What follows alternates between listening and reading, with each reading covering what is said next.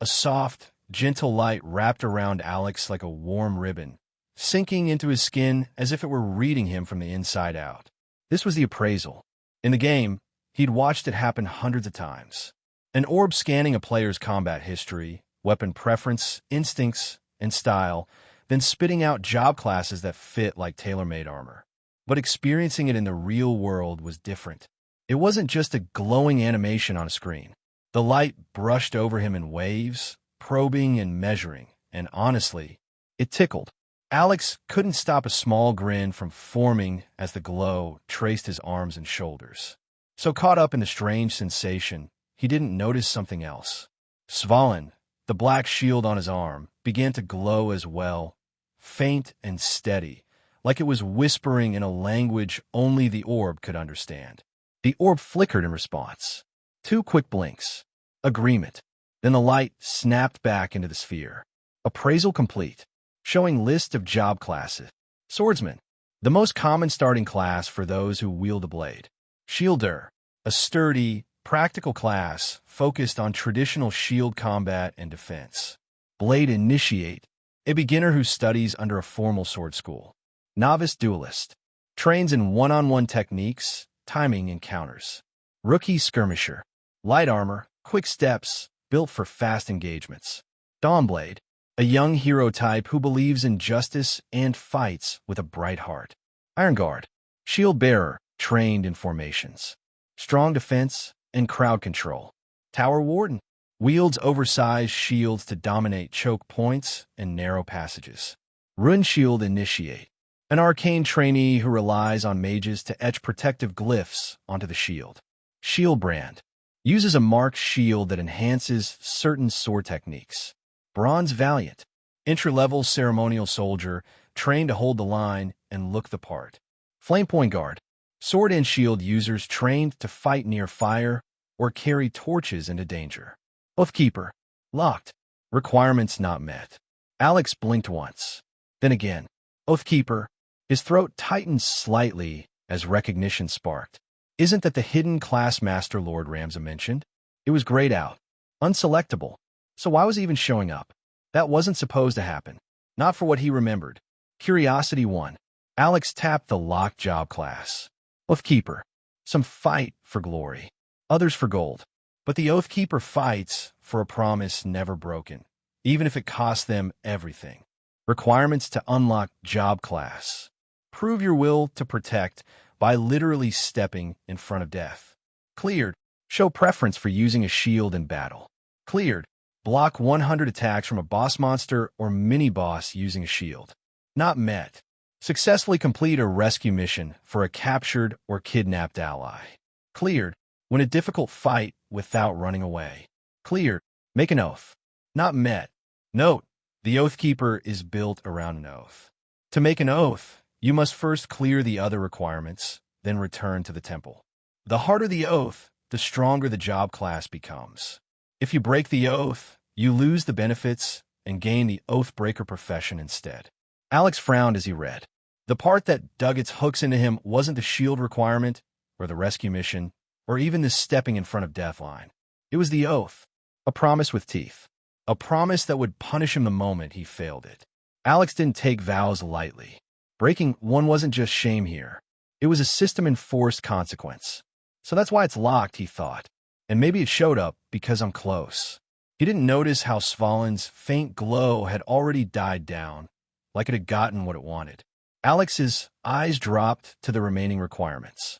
The boss monster option flashed in his mind first. The mutated jumping spider. The way it had torn into a rank 3 dire bear, like it was carving meat. He immediately threw that thought into the trash. Blocking 100 attacks from that thing? That wasn't bravery. That was suicide with extra steps, which left only one realistic path. A mini-boss, Alex decided.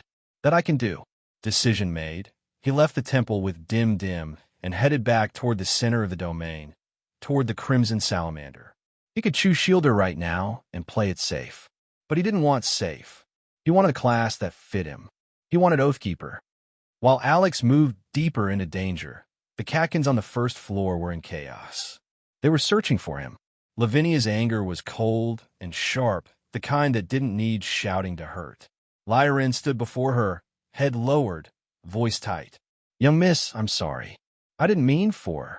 "Save your excuses for someone stupid enough to believe them," Lavinia snapped. "I don't need my brother or my grandfather to confirm what happened last night. I trusted you, and you chose to spit on that trust." The catkins nearby shifted uneasily. Everyone knew Lyran hated the human. Everyone also knew Lavinia had treated Alex well because he was her brother's disciple. And right now, the truth was obvious. Lyran was wrong. Even his close friends couldn't defend him. Not when Alex's disappearance was sitting like a stone in their stomachs. "Find Alex," Lavinia ordered. "Bring him back safely. Whoever finds him will be rewarded." The catkins nodded and scattered across the first floor, searching. From a distance, Cairo, Ramza, and the elders watched with heavy expressions. If they could, they would tell Lavinia the truth. Alex wasn't on the first floor anymore. He was on the fourth. They could still communicate with the teenagers, but they had only one chance left, and none of them dared to waste it unless it was absolutely necessary. Cairo had already used his earlier, because Alex had been in immediate danger and needed guidance. The elders couldn't blame him for that. But as they watched, something strange happened. Hope. It crept in quietly, unwelcome but undeniable. They had seen Alex complete the appraisal. They had seen him leave the temple without choosing a class, which meant one of two things. He didn't find what he wanted, or he was chasing something that required more. More fights, more trials, more proof. Maybe by chasing the hidden path, he would stumble into the key they all needed. The key that might allow Alex and the catkins to survive the disaster that had arrived without warning. After cutting down a handful of roaming monsters, Alex and Dim Dim finally made it back to the center of the fourth floor. There, resting like it owned the world, was the Crimson Fire Salamander. Alex stared at the mini-boss for a long moment, forcing his breathing to steady. "Ready, Dim Dim?" he asked, mind already running through worst-case scenarios. "Dim, all right," Alex said, tightening his grip. "Let's do this." He stepped out of cover. Svalin sat heavy on his left arm. In his right hand, he held a stone, simple and ugly, but it was something he could throw with force. With slow, deliberate steps, he approached the Crimson Salamander and the two smaller salamanders guarding it. He didn't bother hiding. The moment he entered their range, all three monsters snapped their heads toward him. And like every fire salamander in this cursed domain, they welcomed him with violence. Fire bullets streaked through the air. Alex's eyes locked onto the Crimson Salamander's attacks first. The bodyguard's shots mattered, sure, but the mini-boss was the real threat. Regular salamanders launched fire bullets the size of tennis balls. The Crimson Salamanders were closer to volleyballs. Alex raised his shield and braced. Then a notification flashed in front of his eyes. Svalin's fire immunity has been changed to improved fire resistance. Improved fire resistance. Increases resistance to fire-based attacks, but does not fully negate them. Alex's stomach dropped. Oh, SHD, asterisk. Before he could even finish processing it, the first massive fire bullet crashed into Svalin. The impact slammed through his arm and into his entire body. Alex skidded backward several meters, boots carving lines through the dirt like he'd just been hit by a charging bull. It didn't break him, but it hurt. The lesser salamander's shots were weaker, more like being snapped with a hot rubber band across the arm and leg. Not enough to cripple him, but enough to sting and leave his skin reddening where each blast landed. Alex gritted his teeth, lowered his stance, and lifted Svalin again. Another volley came, then another. Pung, pung, pung. The forest echoed with the repeated impacts as Alex kept blocking, one hit after another. Every time the Crimson Salamander's attack struck, his body lurched back again, the recoil brutal and unforgiving. His left arm started going numb, and each hit felt like it was punching the air straight out of his lungs. Alex's mind raced. So this is it. Maybe Svalin didn't want him to take the easy route. Maybe the shield had deliberately removed fire immunity so he'd feel what it meant to truly endure a mini-boss head-on. There was an old saying back on Earth about hardship forging strength. Alex never thought he'd be living it, literally, with his bones rattling from every blast. If he wanted the Oathkeeper class, he had to earn it. No shortcuts, no freebies. After the 10th hit from the Crimson Salamander, Alex's body finally screamed loud enough that he listened. He retreated fast. His left arm was dead weight, and warm blood was already seeping from the corners of his lips. If he didn't pull out now, he might not have the strength to escape later.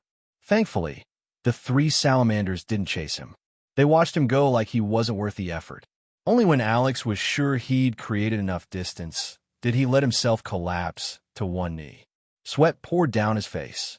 He wiped the blood from his mouth with the back of his hand and hissed through the pain. Dim dim. Alex blinked, then nodded as dim dim reminded him about the healing potions Cairo had given him. Honestly, he'd completely forgotten. Too much had happened since stepping into this dungeon-like nightmare. His brain was constantly in survival mode. He uncorked the potion and drank every drop. The taste was bitter, sharp, and awful. But the effect was immediate. Warmth spread through his body. The numbness in his shoulder began to fade, pain dulling into something manageable. Even his thoughts cleared, like fog being peeled away. Alex exhaled slowly. Thanks, Dim Dim. Dim Dim nodded, satisfied. Alex stared down at the round black shield on his arm and let out a helpless sigh. He still didn't know if Svalin was truly sentient, but it was getting harder to believe it wasn't. Dim Dim, Alex asked quietly. How many hits did I tank? Dim. 10. Alex muttered. It felt like 80. Dim Dim giggled. Alex couldn't help a short laugh, too, but it died quickly as reality returned. 10 was nothing. The requirement was 100. That meant he had to go back again, and again, and again. Without Svalin, he wouldn't even have attempted this.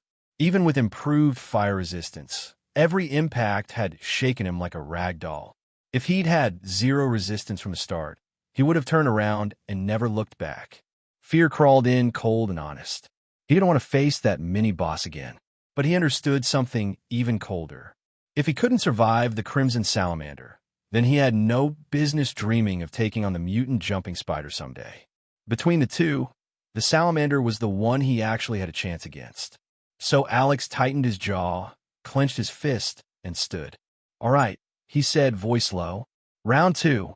He started walking back toward the center, toward the mini-boss still lounging with its bodyguards like nothing had happened.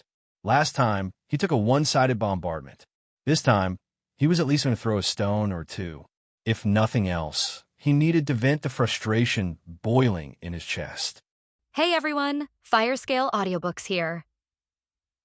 If there's a novel you'd love to hear more of, you can support us on Patreon or Ko-fi. Depending on your tier, I'll make extra parts just for the stories you're most excited about. Usually I can only upload 4 to 5 parts of each novel, but with your support, we can go beyond that. And of course, don't forget to hit subscribe. It helps more than you know. A bruised and battered young man made his way toward the temple. His left arm hung limply by his side, while his right arm held a wooden spear in a vice grip as he relied on it to support most of his weight. He could barely stand, and his face had lost nearly all of its color. No, that wasn't accurate.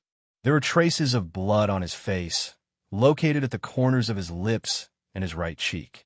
Step by step, the young man pushed forward, barely clinging to consciousness. If an ash hound or a flame scarab appeared now, it would definitely spell death for him.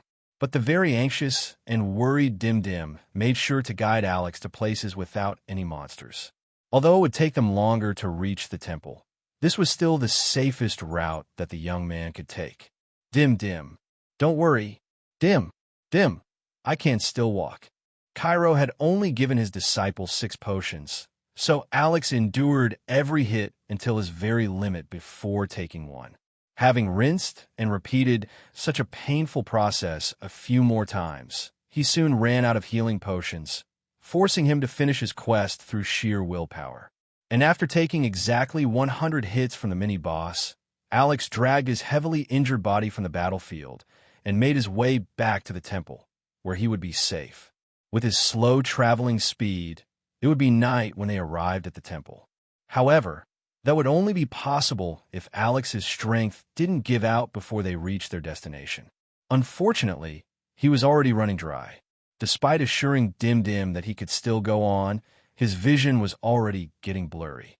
He put all of his focus into taking one step at a time, enduring the pain and unwilling to stop until he could no longer walk.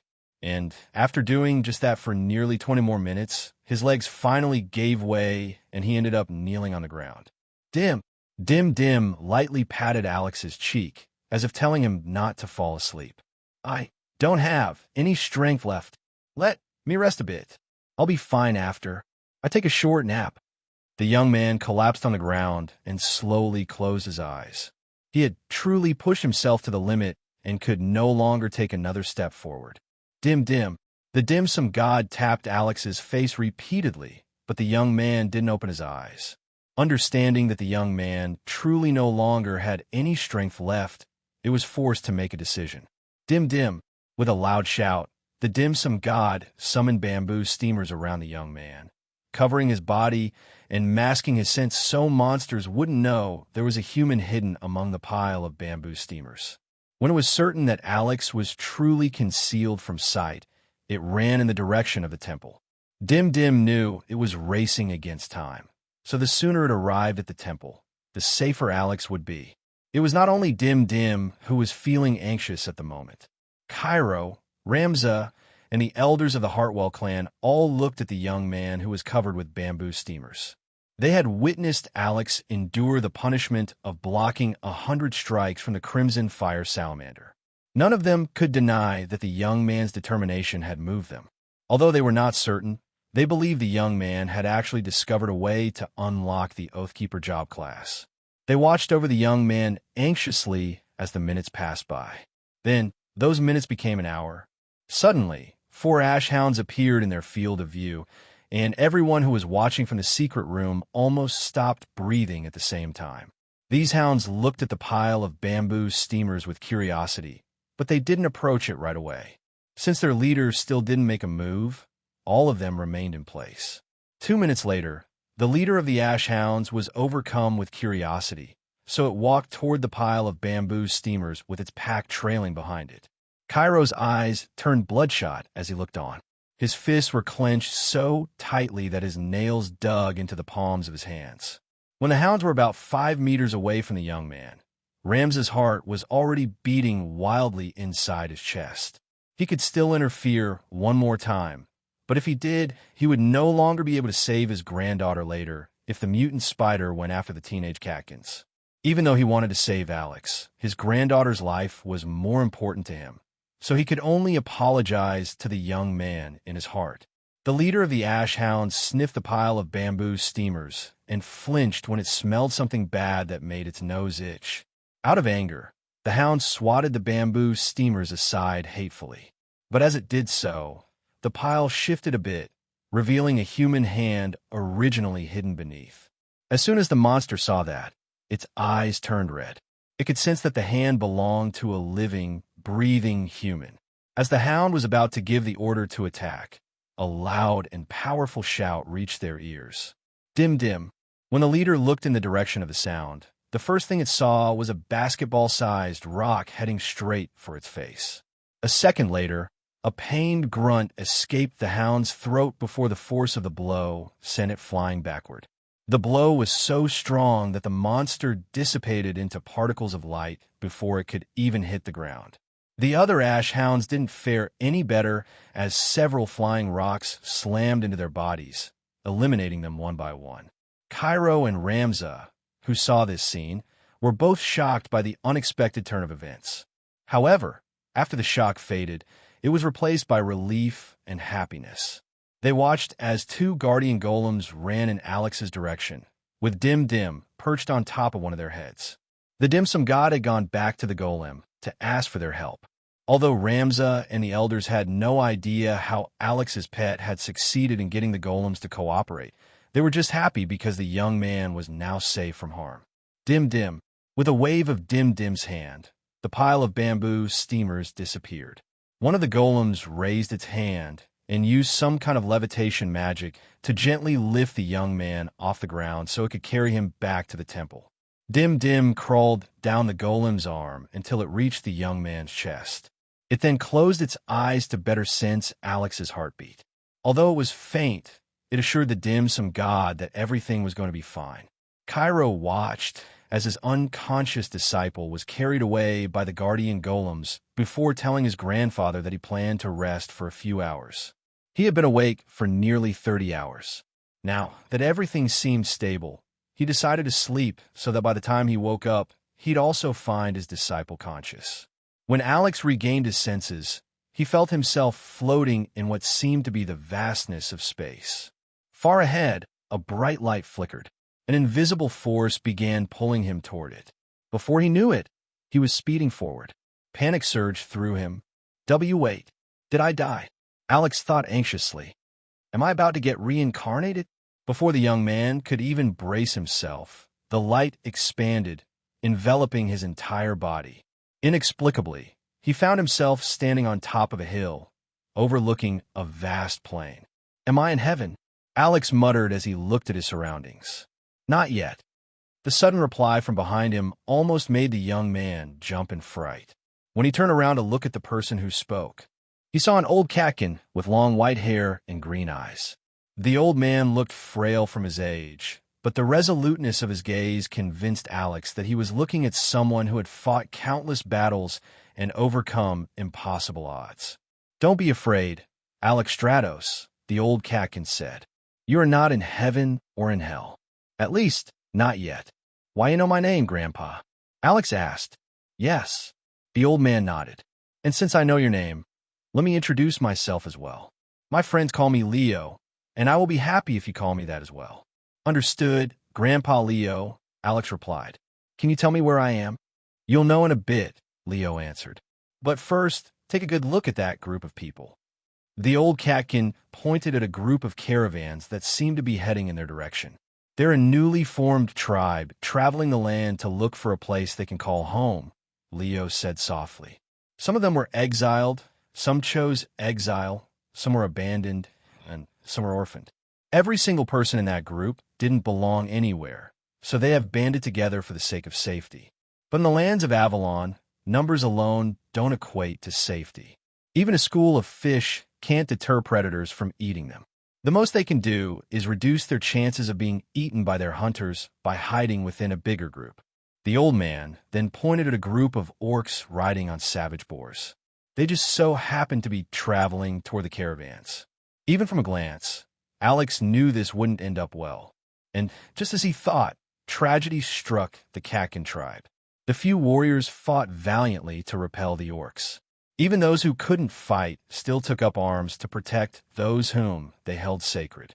Although the orcs were defeated in the end, they still managed to kill nearly a third of the members of their tribe. It was truly a tragedy. Some of the children had even lost their parents in a skirmish that lasted less than half an hour. Alex watched as the Katkins buried their dead and held a short funeral for them. However, since they were in a dangerous territory, they had no choice but to quickly head to the nearest town for safety. The tribe used to be bigger, but as they traveled across the land, they met similar dangers along the way, Leo said sadly. With every battle, many lives were lost, and with each heartbreak, hope started to disappear from everyone's hearts. Back then, the leader of the group decided that someone needed to stand at the front lines to show everyone that hope was still not lost. The leader of the group wasn't anyone special. No, he was just an average Katkin without any talents. He wasn't good with the sword or any other type of weapon, nor was he good with magic. The people only elected him as the leader because no one else wanted to lead them. And so, he carried this burden and decided that even someone as untalented as him could do something for the sake of his people. The scenery changed, and the old man and the young man both appeared inside of a smithy. I'm not here for a weapon. I'm here for a shield. The strongest and sturdiest shield you can give me. The strongest shield, the dwarf laughed.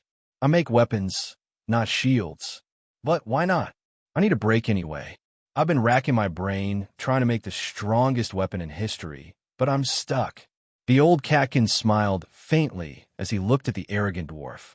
Little did the leader of the tribe know that the dwarf he had commissioned to make the strongest and sturdiest shield would one day become a legendary blacksmith. The dwarf's name was Marcus, and, oh boy, he sure was one very annoying prick. Although Leo sounded like he was insulting the dwarf, there was a hint of respect, recognition, and gratefulness in his voice. The scene changed once again, and Alex saw Marcus adding some runes on a round gray shield that was at least a foot bigger than Svalin. He then placed a claw-like design at the center of the shield. When that was done, he put the finishing touch by adding more runes under the claw. Everguard. The last runes that Marcus had engraved onto the shield was its name. Although this was the first time he was crafting a shield, he did so to the best of his abilities at that time.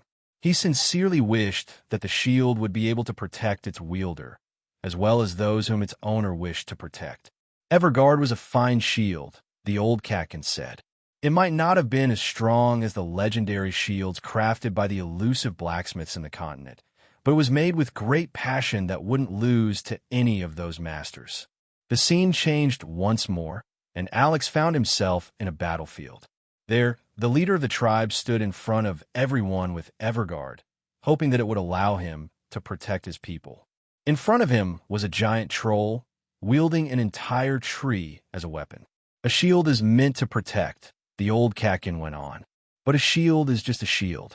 The one wielding it should also have the strength to endure the aftershock of the blows he would receive from his enemies. Unfortunately, a shield and a heart filled with determination weren't enough to overcome the disparity in strength. With a single blow from a troll holding a wooden club, the Katkin was sent flying, and tragedy struck once more. That day, he didn't just lose that fight. He also lost someone very dear to him, and it almost broke his heart completely. Chaos ensued as all the remaining warriors in the tribe fought tooth and nail with the troll to protect everyone else. Among them was a lady who wielded a spear. After seeing the troll send her husband flying with a single blow, she immediately blocked the path of the culprit. "Her name is Melissa," said the old Katkin with tenderness. "She's the bravest and kindest woman I've ever known in my life. Someone I greatly treasured and wished to protect." The two watched as a dozen Katkins surrounded the troll and attacked it repeatedly from its blind spot. But the regeneration ability of a troll was simply too fast. Even with a dozen warriors teaming up to inflict numerous injuries, it still held its ground. When Melissa saw an opportunity to deliver a deadly blow to the monster, she didn't hesitate to lunge with her weapon, ready to strike. Unfortunately, the troll had deliberately set up this trap by pretending to take a defensive stance from its attackers. The moment Melissa entered its attack range, it immediately unleashed a powerful blow against her, sending her flying through the air. "No!" The leader of the tribe shouted as he propped himself up from the ground, abandoning his heavy shield and running to where his beloved lay, dying. "Melissa, don't leave me," the leader of the Katkin cried as he begged his wife, whose clothes were dyed with her own blood. He made her drink some healing potions, but these potions wouldn't be enough to save someone who had been fatally wounded. At most, it would only delay the inevitable, giving her enough time to say her final words. "I'm sorry, Leo." Melissa apologized as tears streamed down her eyes. "Please protect and raise our kids well." "And no, you can't do this, Melissa," Leo insisted. "Kale and Sarah still need you. Don't leave us. Please, I beg of you. Don't leave us. My love, my two darlings," Melissa said with sadness and unwillingness. "I'm sorry." With that, the light in her eyes faded. Her eyes remained open, looking at the heavens as if asking them why she must leave behind the people that she loved. The scene changed once more. This time, it showed Leo and two children, who Alex assumed were between 4 to 6 years old. They stood in front of a grave. The two kids were crying as they called out for their mother. "Life is truly precious," the old Leo said to Alex. "We only realize how precious it is when those we love part from us forever." Her death devastated me. If not for the fact that I had two kids to take care of, I would have also followed her to the afterlife, so both of us could be together. The elderly Katkin paused as he looked at the two crying children, who had lost their mother at a very young age. "I am no hero. I was merely someone who wished to live a peaceful and happy life with my family," Leo stated. I just wanted to find a place we could call home, so we would no longer have to travel and face the dangers of the world with each passing day. The scene once again changed, but the location remained the same. It was night, and the world was lit only by the full moon and the stars. Leo knelt in front of the grave of his wife, with Evergard firmly planted on the ground before him. I've never prayed for mercy or salvation, Leo went on. But on that night, I prayed desperately for the gods to give me the strength to protect those who couldn't protect themselves. I was willing to do anything, even form a contract with the devil in exchange for my soul, if it meant that my son and daughter would be able to live in peace. I begged, prayed, and begged some more to whatever deity, demon, or entity would hear my call. And just as I was about to succumb to despair, they came to me, a pair who ruled over the domain of true love as well as steadfast bonds. The lovers stood where souls embarked, not to offer comfort, but to bind fate. And to the one who knelt in grief yet vowed to protect, they spoke. You, who love through sorrow, who swear in the shadow of pain, you are the flame that does not falter. You knelt in mourning, and still you swore to shield. That is love made immortal.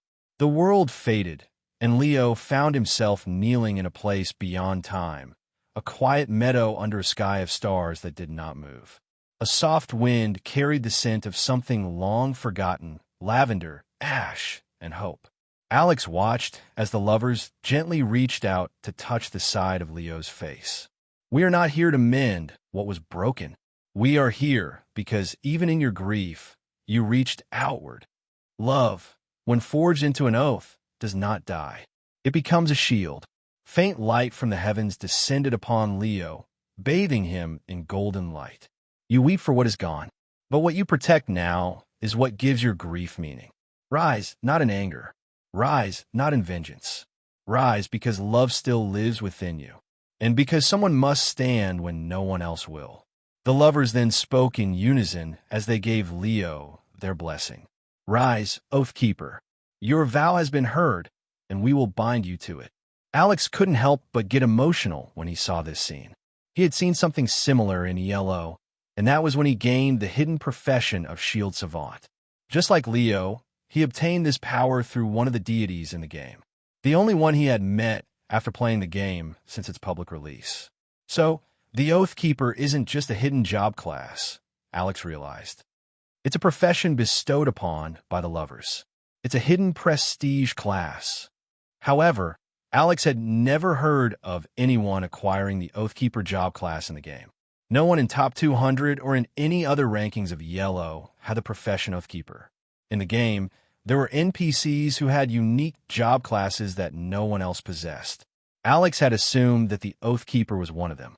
But now, he understood its origin and how Leo became the very first and probably the last Oathkeeper to grace the world of Arcana. The oath of an Oathkeeper is binding, Leo said to Alex. It is not an oath that should be done carelessly, for the lovers would not allow their blessing to be tainted by greed, corruption, and lust for power. Unlike me, I know you are only after a profession that might allow you to overcome the danger that haunts the Aetherion domain at this moment. But I'm not here to judge you. All I want to know is the reason why you fight. I want to know who you want to protect. Alex held the gaze of the Oathkeeper, who was looking at him with a calm expression on his face. He understood then and there that he couldn't treat this matter carelessly, for the person in front of him had made an oath that he kept until his dying breath. To take that lightly was to tarnish Leo's will, and Alex understood that the lovers would also pay close attention to him if he chose to inherit one of their legacies that had been buried in the pages of history. Seeing Alex unable to answer his question, Leo smiled faintly. Think about it, Leo said, but do not think for long. A day has already passed, and you are left with only one more day to decide about your choice. The old catkin then raised a finger. The first choice is to stay here where it is safe and wait until the domain expels you after 10 days. The catkin then raised another finger. The second choice is to return to the first floor and face that monster alongside the members of the Clawford tribe. There is also a third choice, but that choice is yours to make. I do not have the power nor intention to tell you otherwise. I'm only a will left behind by my original body before I passed away. My purpose is to wait until my successor appears before I, too, vanish from the face of this world." The old catkin then waved his hand, and the world around them started to crack. "It's time to return to reality, Alex," he said. "You can't sleep forever because you have promises to keep." With a snap of Leo's fingers, Alex found himself being pulled back by an invisible force. When he regained his bearings, he found himself floating in what seemed to be a pool of water, with Dim Dim perched on his chest and nibbling on some beef jerky. Dim Dim. Dim Dim went to hug Alex's neck as soon as it noticed that the young man was finally conscious again. "Did I make you worry, Dim Dim?" Alex asked as he lightly patted the dim sum god. "I'm sorry, and thank you for taking care of me while I was unconscious. But where are we?" "Dim Dim. We're back in the temple. But how? Did you carry me?" "Dim Dim. The guardian golems did? But how? Why did they carry me?" "Dim Dim. As expected. Dim Dim is really capable." Ahem. After hearing Dim Dim's explanation, Alex finally understood what happened. Because the little one couldn't carry him back, it had hurried back to the temple to ask for help. It then convinced the guardian golems to come and bring him back to the temple. When they arrived at where Alex collapsed, they realized a group of ash hounds had found him first. Fortunately, the golems immediately treated the monsters as a threat and attacked them from a distance, saving Alex from being mauled to death. After taking him to the temple, the golems placed him in the temple's inner pool, which had healing, restorative, and regeneration properties. Unfortunately, the golem had placed Alex in the pool while he was still clothed, so his clothes were now soaking wet. But that was the last of his worries. He remembered Leo's warning and immediately thought about the seal on the first floor that would only last for one more day. Still, there was some good news. Alex felt refreshed. Soaking in the pool for a couple of hours had effectively cured his injuries. It was as if he had woken up from a good night's sleep. The young man then understood that time was of the essence, so he left the pool and took off his wet clothes. He had bought a lot of clothes, so it wasn't a problem. When he was done changing, Alex and Dim Dim went back to the appraisal orb, where the job change would be done. Without any hesitation, the young man placed his hand on top of the orb and checked the job classes available to him. And just as he had expected, the Oathkeeper job class was now available, and all he needed was to make an oath to complete the process. Taking a deep breath, he no longer hesitated and chose the Oathkeeper profession. Immediately, Alex found himself kneeling in the same place where Leo had been blessed by the lovers. A quiet meadow under a sky of stars that did not move. The soft wind that blew on his body carried the scent of lavender, ash, and hope. Suddenly, an angelic voice that seemed to belong to a man reached his ears. "The stars wheel ever onward, and the fate of men is written in their turning. I shall divine the road that lies ahead. Answer me true." A blue window screen appeared in front of the young man, and a series of questions and answers appear before him. A stranger arrives, injured and asking for aid. Though tending to them may endanger your kin, would you offer shelter? Yes. To turn them away would be inhuman. I would offer aid, but keep them at arm's length. No, my family comes first. I would offer aid, but keep them at arm's length, Alex answered.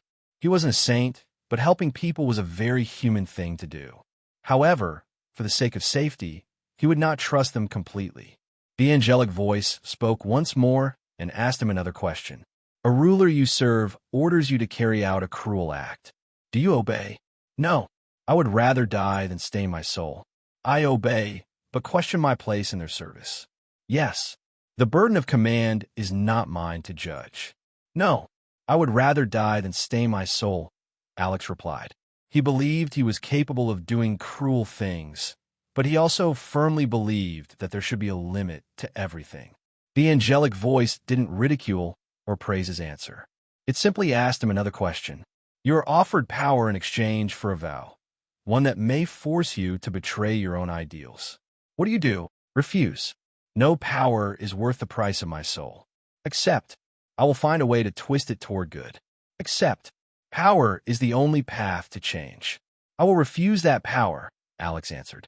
I don't need a power that will force me to betray my ideals.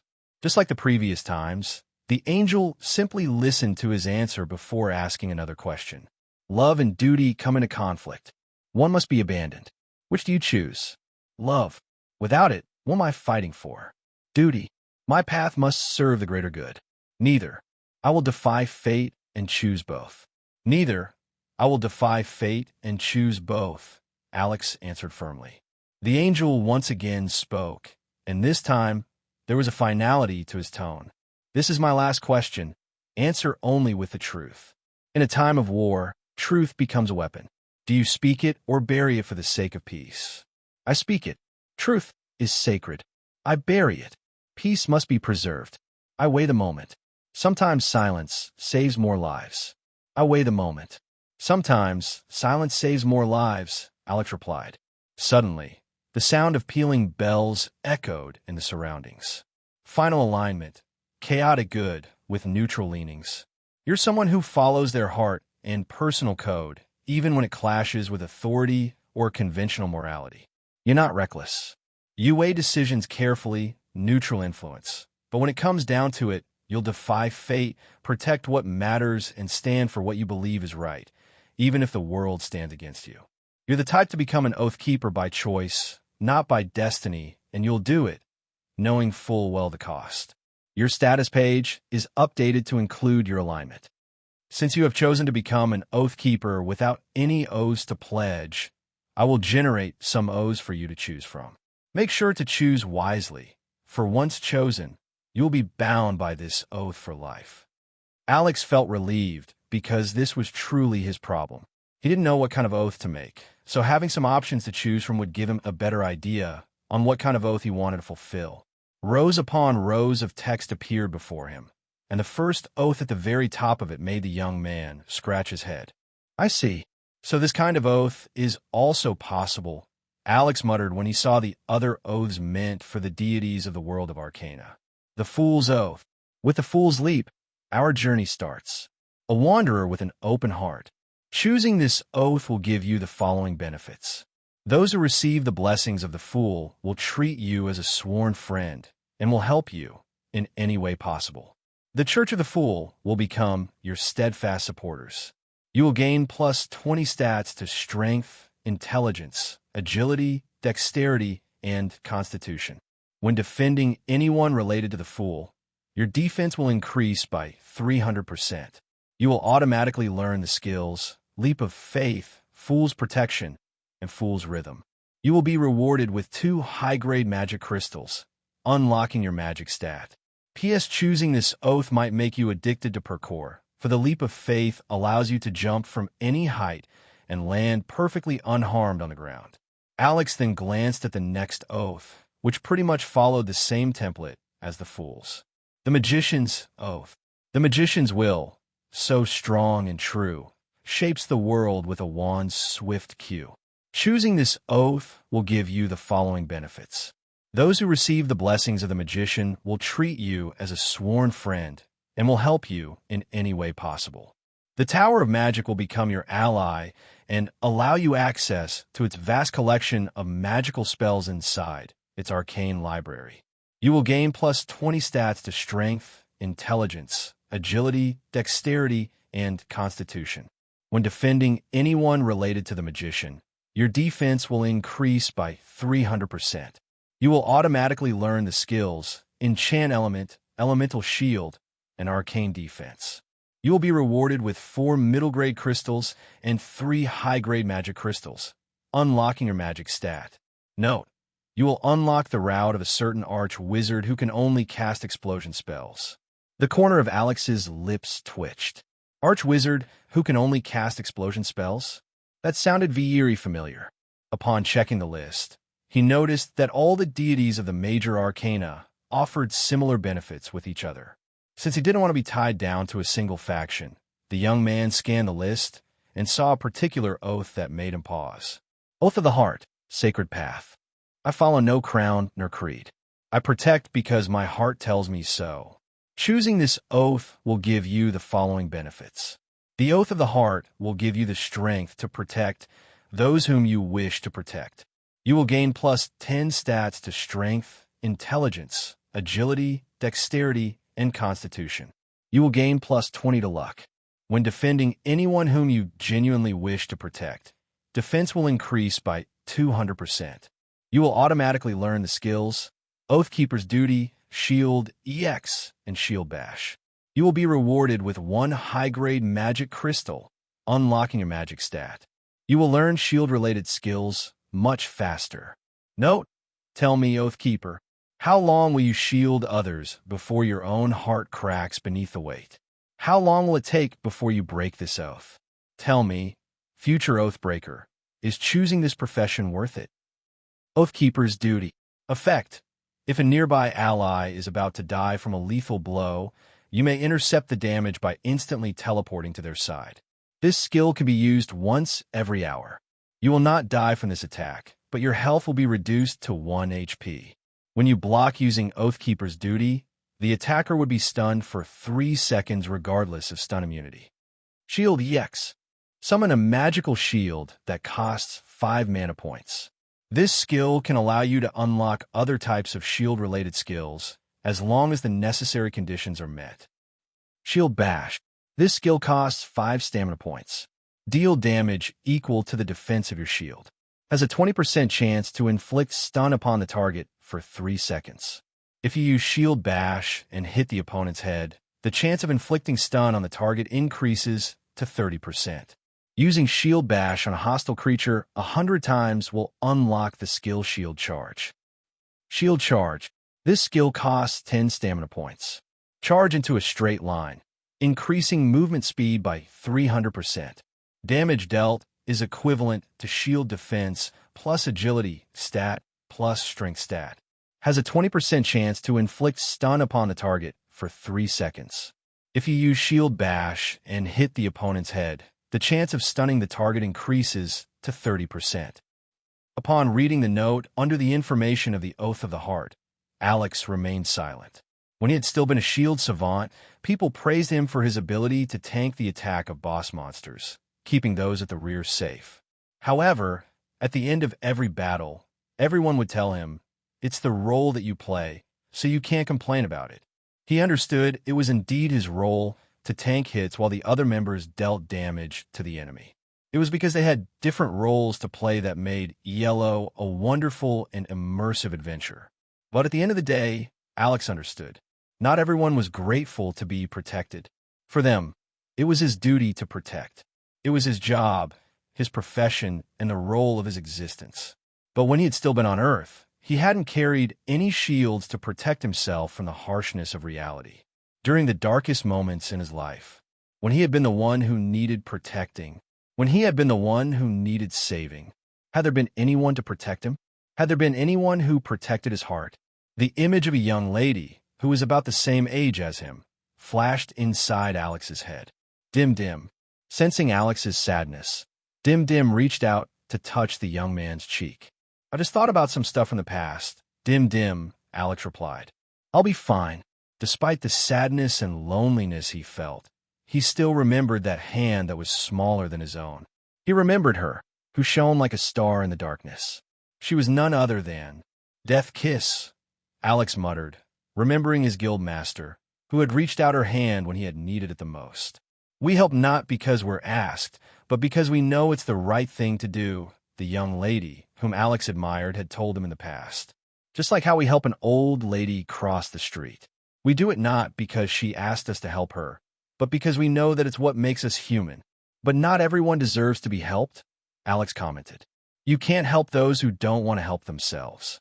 "You're right," the young lady replied. "But unless you make the first move, you'll never know if that person wants to be helped or not." Just like how some authors touch the lives of their readers, making them wish that they could also touch the lives of others in the same way. Do you know? Some people started writing because they were inspired by the stories that they had read. "Are you one of them?" Alex asked. "No," the young lady replied. "But my favorite author, Ely, was the same. He started writing because a story touched him in ways that made him wish that he could do the same for others." As that memory faded, Alex took a deep breath and made a decision. "I don't know if I'll break my oath in the future or not," Alex said softly as he raised his hand to choose the oath he wished to take. I'll just cross that bridge when I get there. Besides, an oath breaker sounds cool as well. Dim Dim giggled and told Alex that he shouldn't worry too much. Regardless of what happened in the future, the dim sum god would accompany the young man in the world of Arcana, where countless possibilities and endings existed. Are you sure this is the oath you wish to take? The angelic voice asked, giving Alex one last chance to change his mind.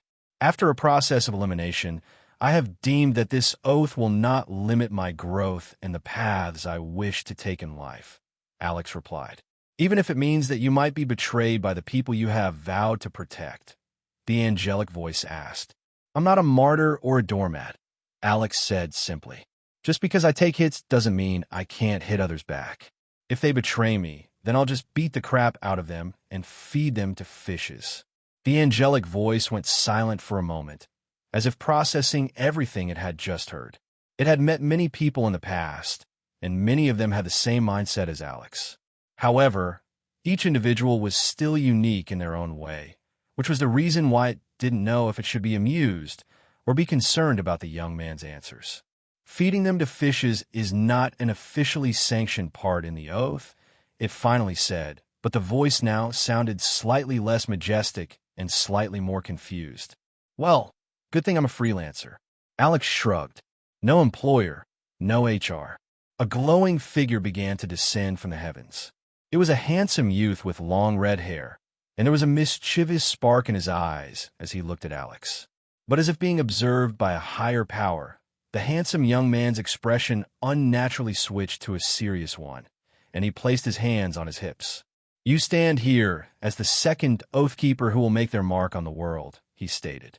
Do you, knowing the weight and consequence, truly intend to swear the oath of the heart? Alex crossed his arms. Yeah, big heart, stronger abs. Let's get on with it.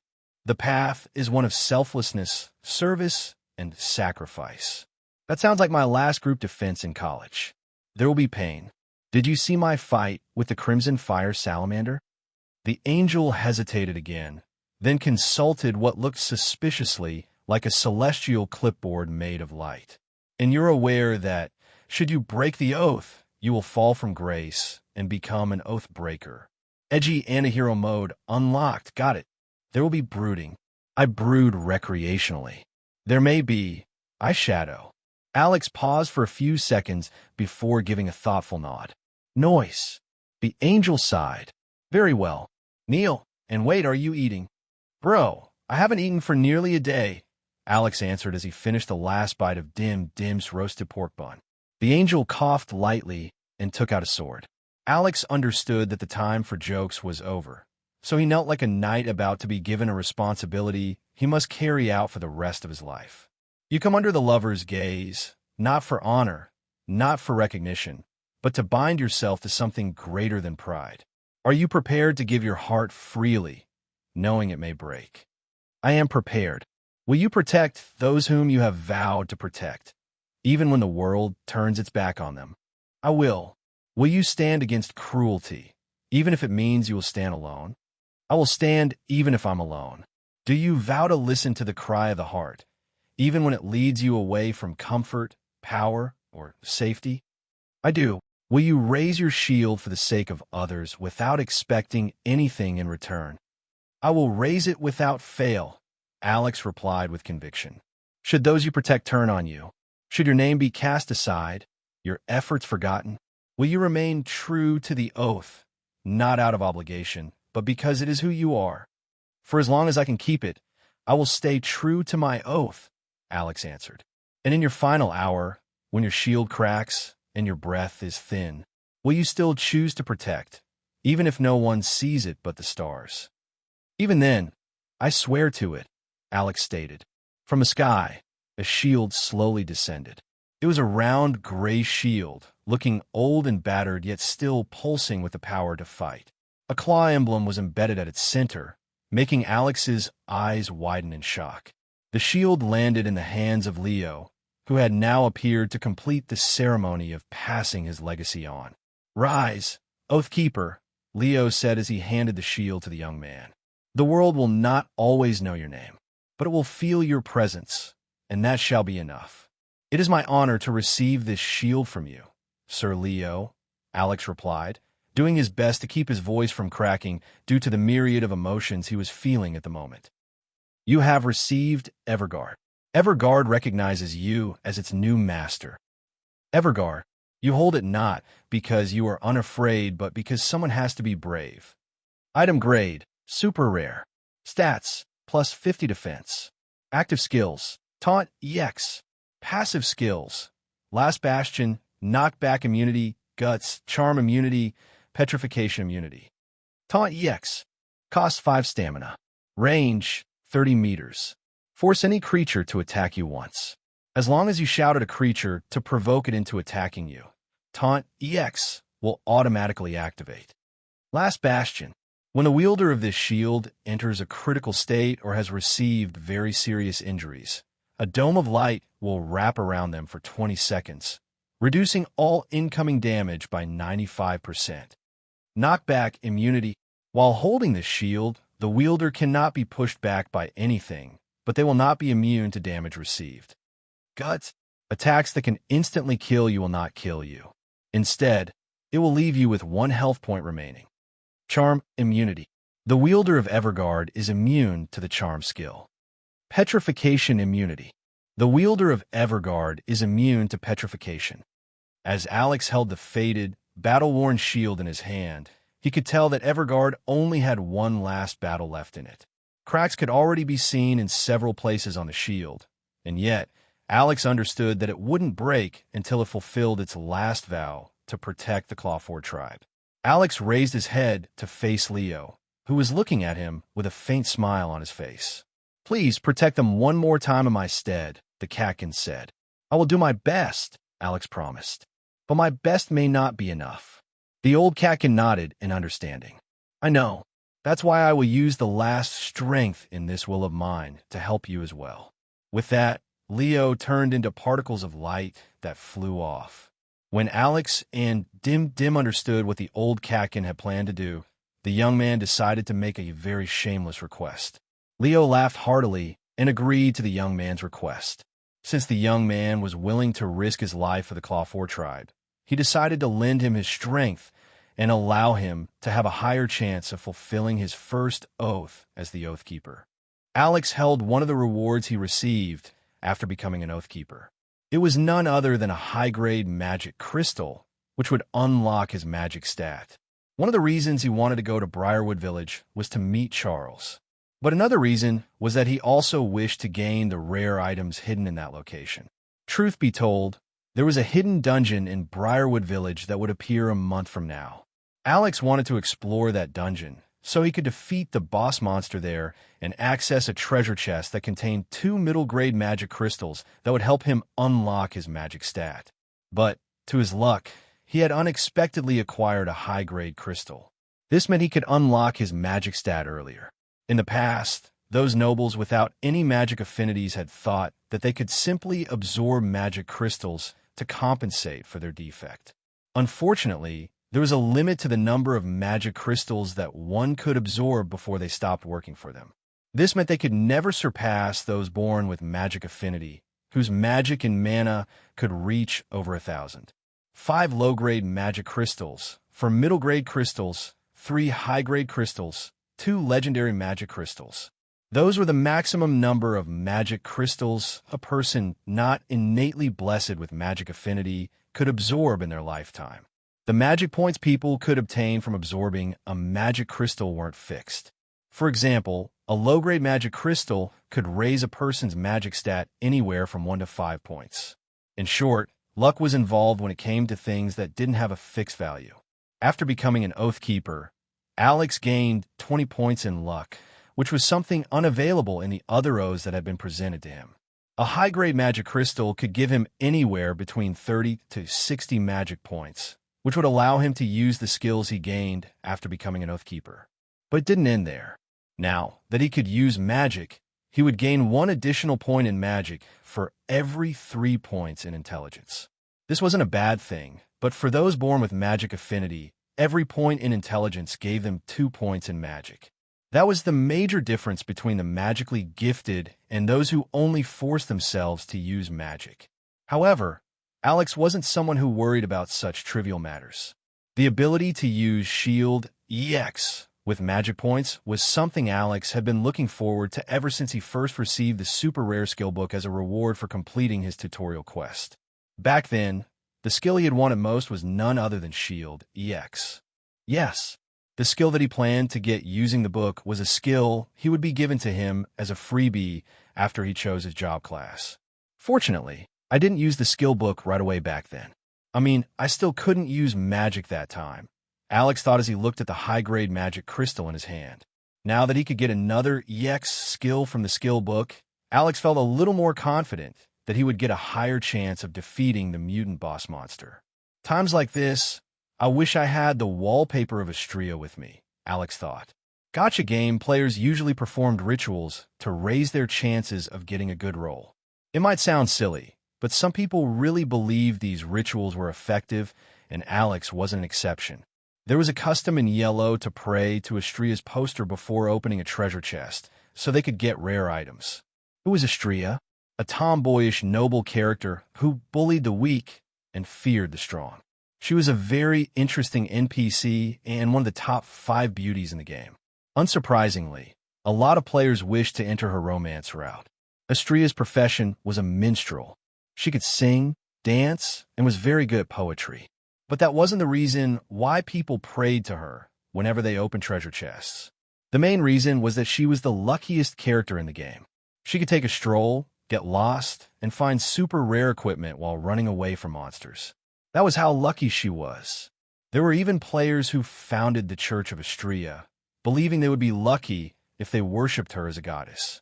And what many people didn't know was that Alex had been one of the founding members of the Church of Astria.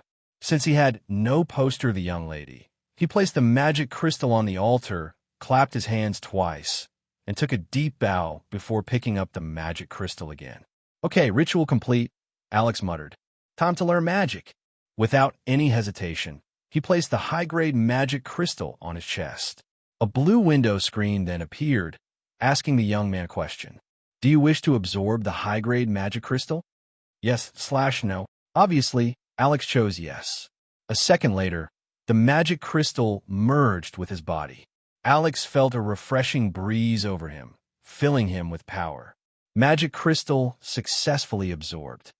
You gained 50 magic points. Your magic stat has been successfully unlocked. Intelligence stat will now be linked to your magic stat. Adding additional points to magic through conversion has been completed. The young man did a fist pump because getting 50 points for magic from a high-grade magic crystal wasn't that bad. He then opened his status page to take a look at his updated stats with a wide smile on his face. Alex Stratos. Age, 17. Alignment, chaotic good. Mana, 59 of 59. Job class, Oathkeeper. Strength, 35. Intelligence, 27. Dexterity, 20. Agility, 58. Constitution, 58. Stamina, 58. Magic, 59. Luck, 24. Available stat points, 0. AP, 240. Active skills, Oathkeeper's Duty, Shield EX, Shield Bash, Shield Charge requirement not met. Passive skills, Improve Stone Throw, Headshot. Difficulty level, Hell Mode. Shield, Alex chanted, and a magical round shield hovered in front of him. The magical shield only had 20 defense. But the good thing was that it could block both physical and magical attacks. Even so, a single shot from the rank 2 fire salamander could destroy it, but Alex didn't care. This was the first time he had ever used magic, and seeing the magical round shield materialize in front of him filled him with joy. Being able to cast magic was one of his childhood dreams. Of course, many people also wished to use magic, which was why some players chose magic-related job classes in Yellow. That way, they could cast magic even if it was only in the game. So, this is what it feels like to become a ranker, Alex thought as he summoned 2 more magical shields in front of him. With Shield EX, I can experiment with different kinds of shield skills, and I can learn them faster. He then thought about the super rare skill book in his possession and wondered if he should use it now. After pondering for a while, he decided to put that plan on hold because he might need a different kind of skill to overcome threats like the mutant spider in the future. Alex had now broken over the threshold, surpassing the 151 stat point requirement to become a ranker, which meant he was now stronger than a normal human. He was now a rank 1 Oathkeeper, proving that he had grown a lot during his short time inside the Aetherion domain. The young man then sprinted, heading toward the exit of the temple.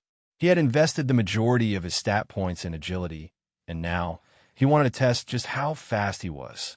I think I increased my max speed by 50%, Alex thought after reaching his destination. If I were back on Earth, I could definitely win that gold medal in the Olympics. It was not only his speed that increased. Alex's reaction time had also increased by 50%, allowing him to react faster when fighting against monsters. Dim dim. No, we're not playing tag. Dim dim. I just wanted to test something out. Dim. Yes.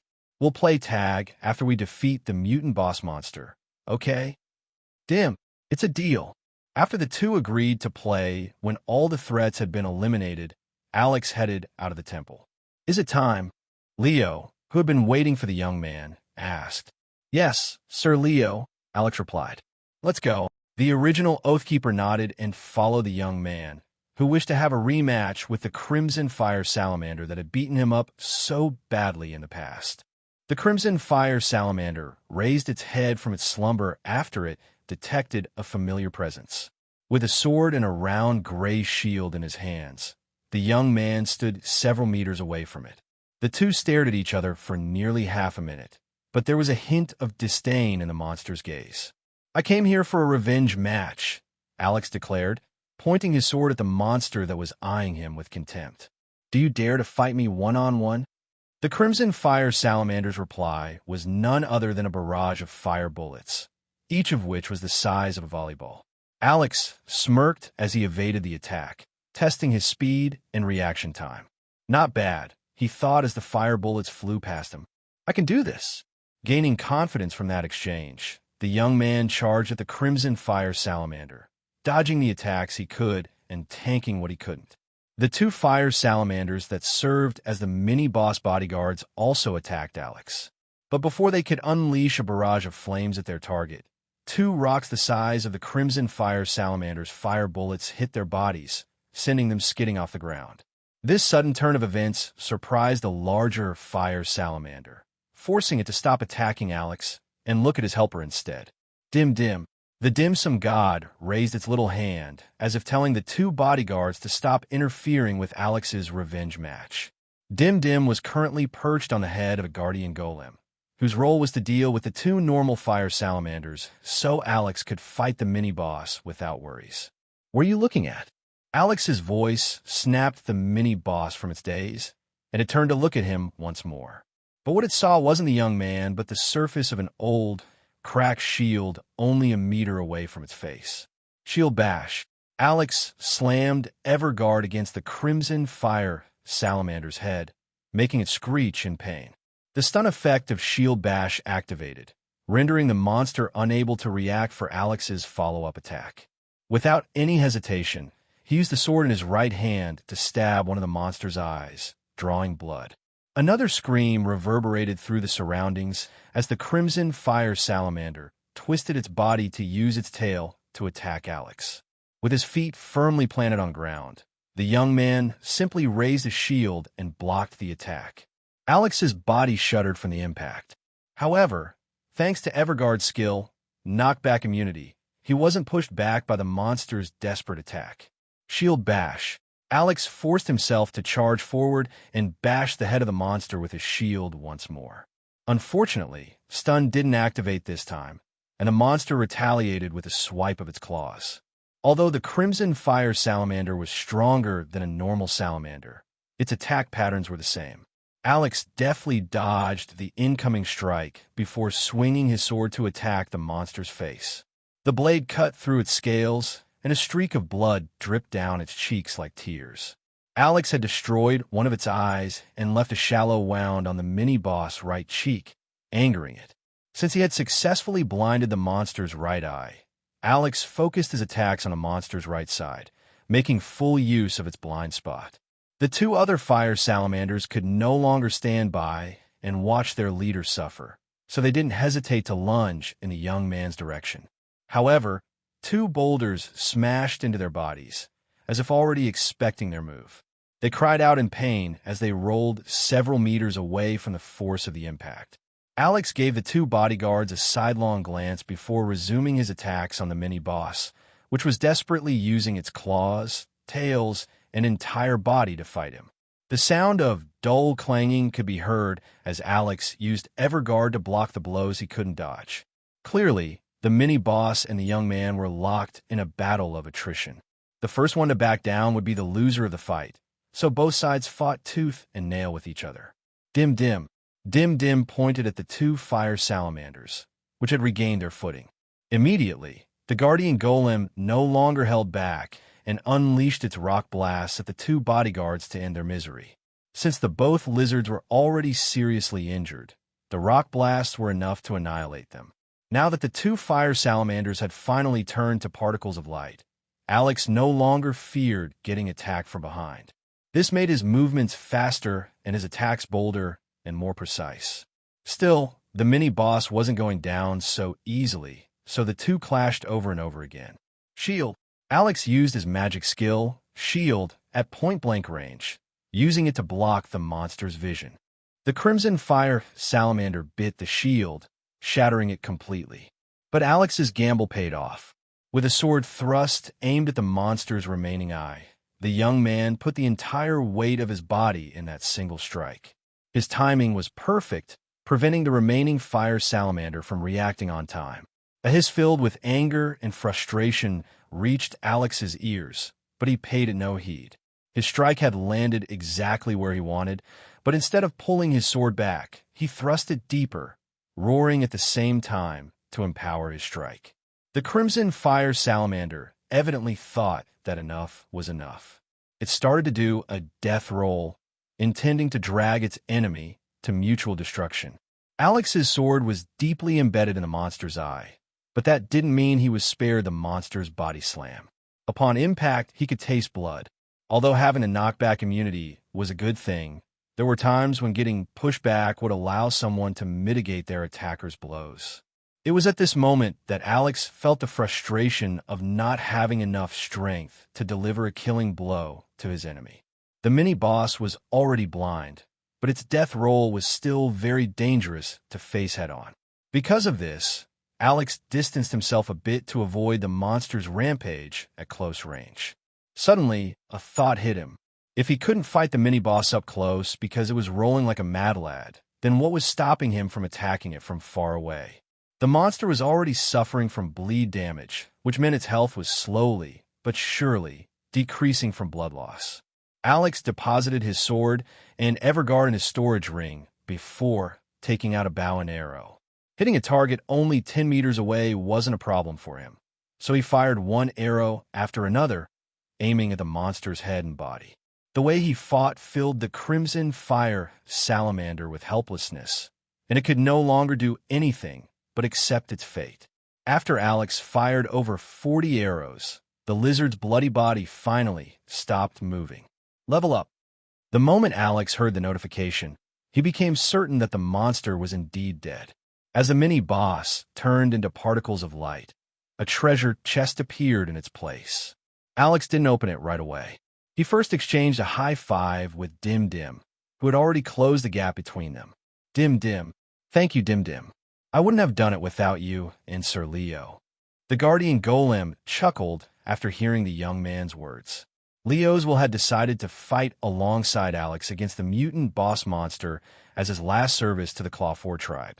But since Alex asked him for help to deal with the Crimson Fire Salamander, Leo agreed to deal with the two rank 2 monsters so Alex and the mini-boss could fight a one-on-one battle.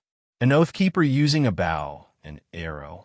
Well, that's something you don't see every day, Leo remarked as he patted Alex's back lightly.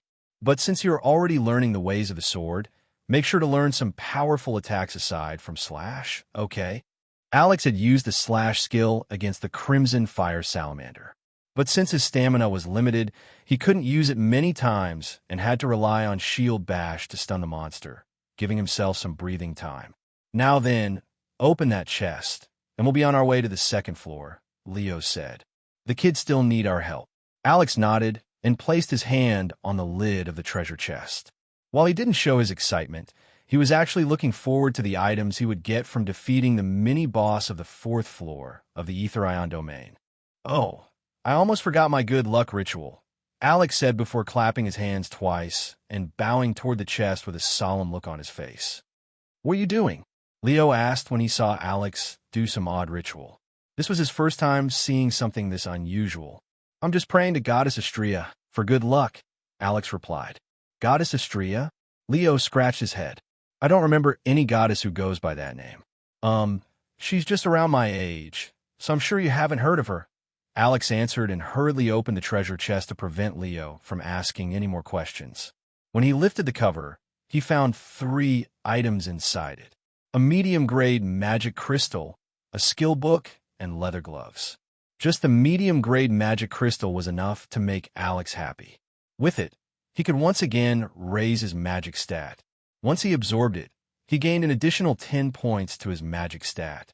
The conversion also wasn't bad, so he was very satisfied. He then grabbed the blue skill book to see what kind of skill book it was. Since its color was blue, it meant that it possessed a rare skill. Naturally, that made him very excited. "You have acquired the skill book Enchant Fire. Would you like to learn it?" "Yes/no." Alex didn't hesitate and chose yes. The skill Enchant Fire allowed someone to imbue their weapons, armors, and, at times, even skills with the fire element. When it was used on a weapon, it would gain fire properties, allowing it to deal fire damage. If it was used to enchant armor, it would gain fire resistance, decreasing the damage from fire-based spells. It was a very useful skill, especially against enemies resistant to physical attacks. Granting an elemental property to a weapon also allowed it to damage specters and other ghost-like creatures that didn't have any physical bodies that could be hit. After learning the skill, Alex then reached out to take the pair of gloves, another rare item. Gloves of Strength. Item grade, rare. Stats, +3 to Strength. Passive skills, Colossal Break. Colossal Break. Cooldown, 30 seconds. Effect: if your enemy is stunned, silenced, or is in a weakened state, your next attack is guaranteed to deal critical damage. Very nice, Alex muttered before putting on the gloves. What he lacked right now was a skill that would inflict a lot of damage to his enemy. With the Gloves of Strength, Alex could use Shield Bash to stun his opponent before using Slash, allowing him to deal critical damage. He was certain that if he managed to get a more powerful offensive skill, this combination attack would become one of his trump cards. After taking everything from the chest, the young man didn't forget to pick up the monster cores the 2 other fire salamanders had dropped after dying. Now that he had acquired a job class and gotten his revenge, he no longer had a reason to stay on the 4th floor of the Ether Ion domain. He, Dim, and Sir Leo headed toward the path that would lead them to the 3rd floor. The young man didn't know that Cairo, Ramza, and the elders, who were observing him in the secret room, were now feeling more hopeful that the other Katkins would be saved. They didn't know that the will of their ancestor was currently inside the Guardian Golem. When Alex obtained the Oathkeeper job class, he was transported to a separate dimension, where he received the blessing of the lovers. Although they didn't personally make an appearance, the fact that Alex was able to become the Oathkeeper meant that they had deemed him worthy to acquire it. Strange. Why is that Guardian Golem following him? One of the elders asked. Is that little white thing on top of its head controlling it? That's very possible, another elder replied. Did you forget? It called out to the patrolling Guardian Golems and asked them to help Alex. Maybe that little thing can command golems. Ramza, who was standing beside Cairo, looked at the Guardian Golem with a solemn expression. By right, the only one who could command the Guardian Golems was the current patriarch of the Hartwell clan. But he had no plans to complain right now. Having a rank 3 Guardian Golem assist Alex in fighting against the mutant monster was a welcome sight. In fact, he wished that Dim Dim could command the other golems to come with him. However, when the three arrived at the stairs that led to the third floor, the guardian golems guarding it remained in their spot, leaving Ramza and the other elders disappointed. Alex, Dim Dim, and Leo walked up the stairs, steeling themselves for the battle that could be their last. Although he had acquired a job class and Leo was currently controlling a guardian golem, they weren't confident that they would be able to defeat the monstrosity waiting for them on the second floor.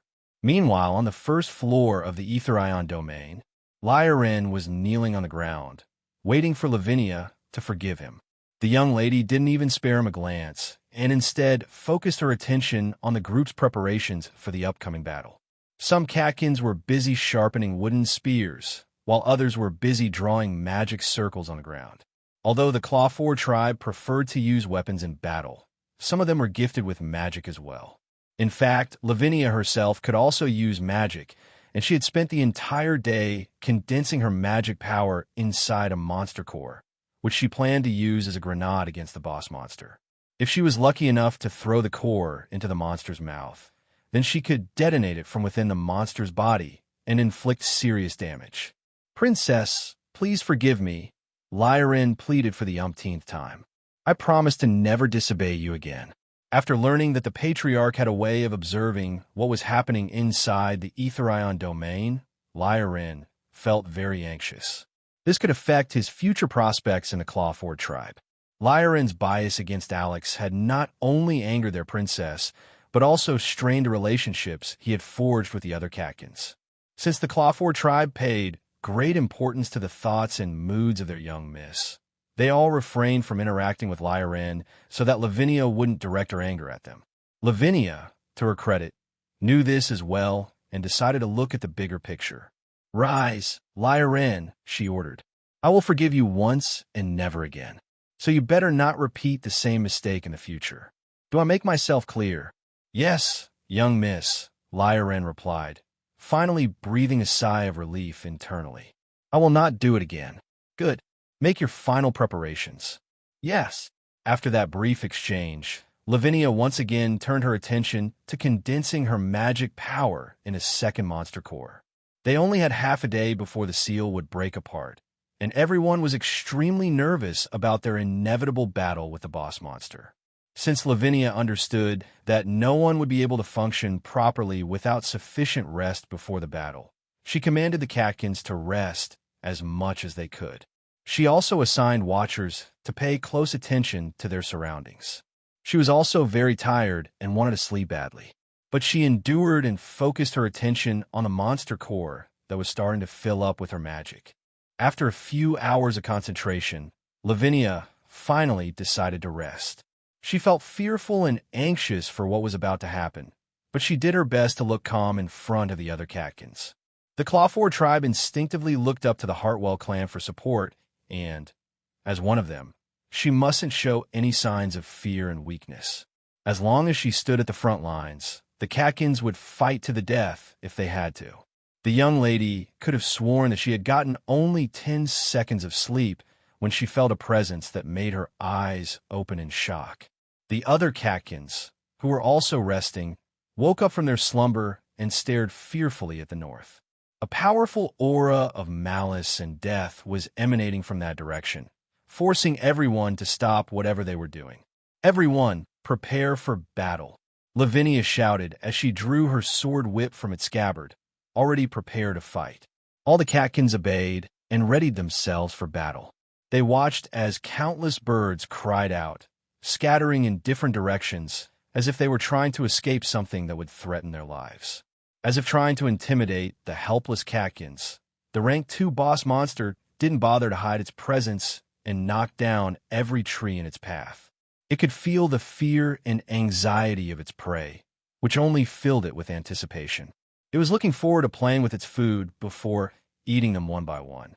As the trees fell one after the other, the Katkins stood rooted to the ground. They had the strong urge to run away, but they couldn't do that. Simply running away would make it easier for the boss monster to pick them off one by one. Their only chance of winning was to fight together. If they could not defeat the monster as a team, then they stood no chance of fighting it alone. When the monster finally appeared in front of the Catkins, they couldn't help but shudder from its menacing aura. "Everyone, I know you're frightened," Lavinia shouted, "but we must make our stand here. Show this abomination the courage of the Clawford tribe." Her bravery diminished the fear the other Catkins felt, and they all gripped their weapons firmly in their hands. Cairo, Ramza, and the elders approved of Lavinia's leadership skills, but they still couldn't help but worry for her safety. The mutant spider locked its gaze on the young lady, whom it recognized as the person who had summoned the dire bear. It made a chirping sound as if to laugh at Lavinia's bravado, which it intended to soon destroy in the cruelest way possible. Lavinia might not be able to perfectly understand what the spider was thinking, but she could tell it was planning to do something sinister to her. As such, she took the initiative to charge at it and engage it in combat. She couldn't let the monster make the first move, knowing that if it had the initiative, it would gain unstoppable momentum that would throw their plans out the window. Seeing their young miss initiate combat, Lyrin and the others charged alongside her, weapons drawn and ready to strike. "Serpent Lash," Lavinia yelled as she swung her sword whip against the unmoving foe. The sword whip unfurled like a snake about to strike, flying directly toward the mutant spider's head. However, the boss monster simply used its forelegs to deflect Lavinia's blow with ease. The young lady had already anticipated this, so she remained unfazed. Instead, she raised her left hand and chanted a spell. Firebolt. A ray of flame shot out from her hand and flew toward the monster, which was underestimating them. Instead of tanking the shot, the mutant spider finally made its move and jumped over the attack with its fangs bared. "Now!" Lavinia shouted.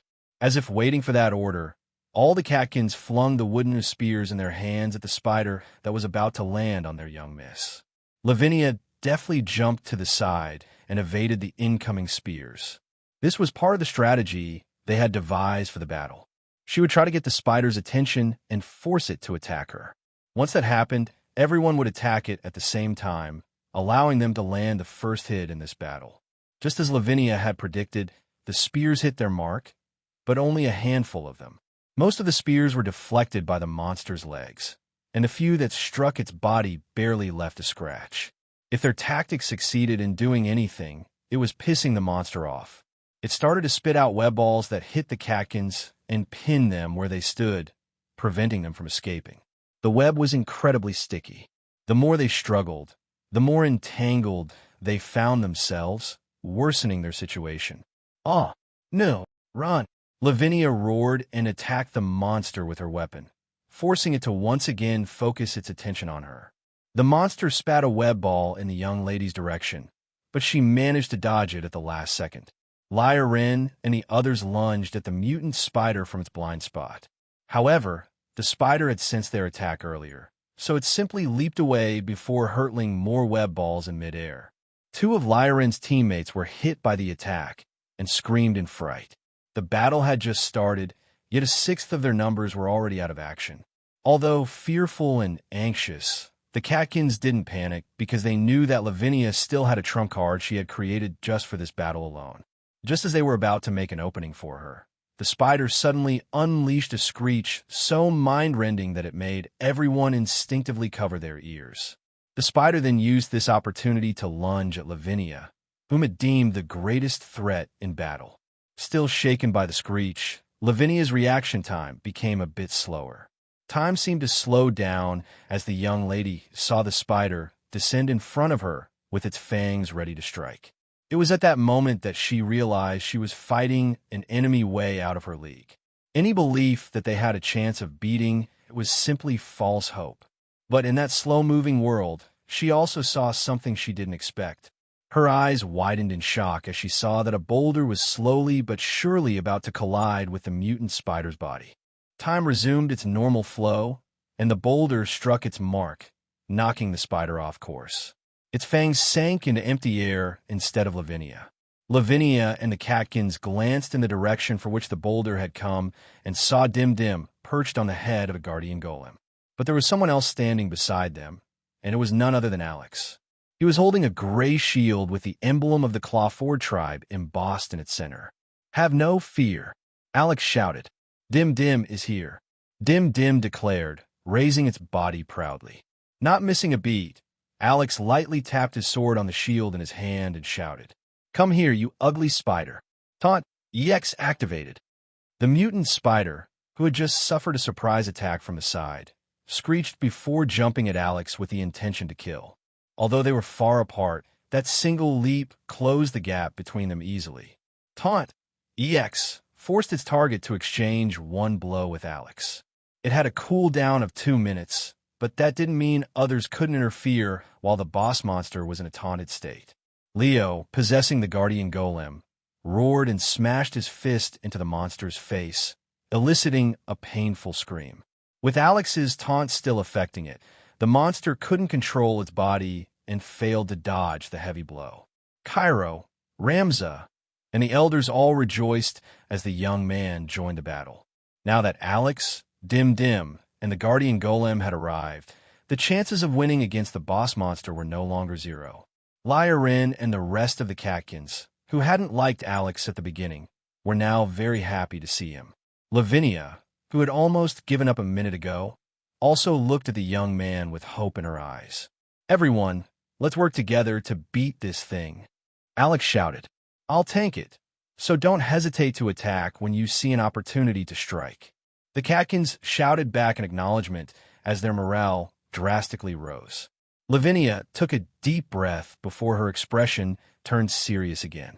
Now that someone would tank the attacks of the boss monster for them, she and the Catkins could now attack it without holding back. Leo, who saw this scene, couldn't help but remember the past, when he had played the same role for his tribe. Can you do it? Leo asked the young man, who was preparing to get beaten up badly by the spider.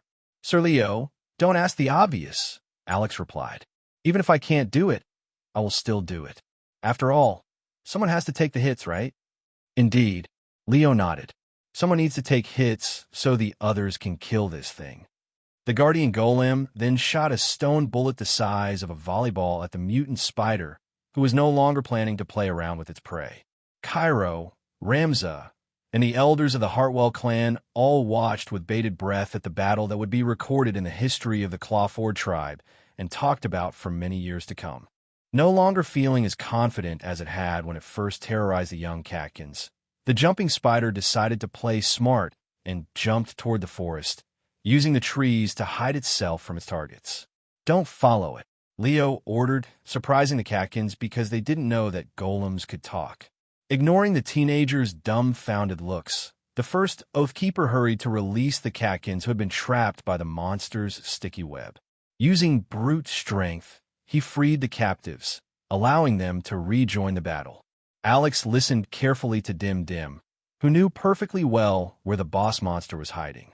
The young man was waiting for his taunt to finish its cooldown before provoking the monster to get out of its hiding place. The scary part about Alex's taunt skill was that he didn't need to see his target. As long as he had used it on his target once, it would become susceptible to further taunts as long as it was within his range. After Leo freed the last Catkin, he ordered them all to stand at the center of the clearing so he could protect them if the monster suddenly attacked from its hiding place. Lavinia glanced at Alex, who was looking at her as if he had something on his mind. Do you need me for something? She asked. Do you have anything that could deal a lot of damage to that boss monster? Alex asked back. I do have something, Lavinia answered, but I need to get close to it. Good. Alex nodded. I'll create an opportunity for you. The young man then explained his skills to the young lady. She quickly understood what he wanted from her. Very well, Lavinia said. As long as you can give me an opening, I can make it happen. Suddenly, Lyrin, who had been listening to the two of them, appeared beside Alex. I still don't like you, the Catkin admitted, but I'm thankful that you arrived to help us at this time. I'm sorry if I did something to offend you in the past.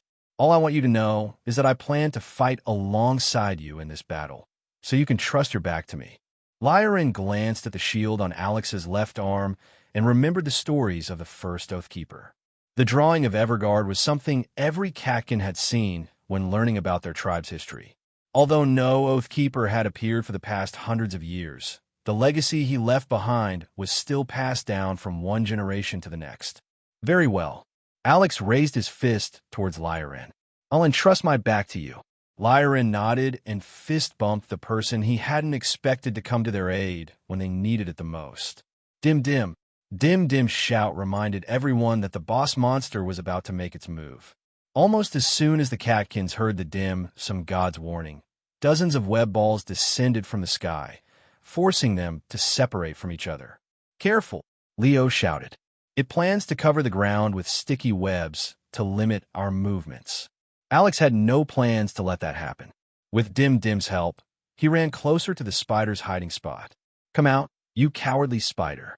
Face us like a boss. Taunt. EX activated. An angry screech answered his taunt. A few seconds later, the mutant boss descended upon him after jumping from its hiding spot. Lavinia, who was in on the plan, also ran alongside Alex the moment he made his move. Now that the monster had finally reappeared, she took out a monster core from her storage ring and hurled it at the spider without hesitation. The moment the monster core left her hand, it glowed bright red until it reached its limit. A loud explosion sent reverberations through the surroundings, forcing Alex to dodge to the side before the boss fell on top of him. White smoke swiftly blanketed the area, preventing Lavinia from seeing if her attack had worked. Dim Dim. Dim Dim pointed inside the white smoke, and Leo fired stone bullets in that direction. He hoped his attacks would land on the monster's body and deal extra damage to it. Suddenly, from within the white smoke, 8 eyes glowed bloody red. Everyone could now tell where the spider was. But for some reason, Alex had a bad feeling. He trusted his gut and backed away with Lavinia. Everyone be careful, he shouted. Something doesn't feel right. The words had barely left his lips when he saw something move from within the white smoke. A moment later, the guardian golem standing near him was blown away. Alex instinctively raised his shield in front of him.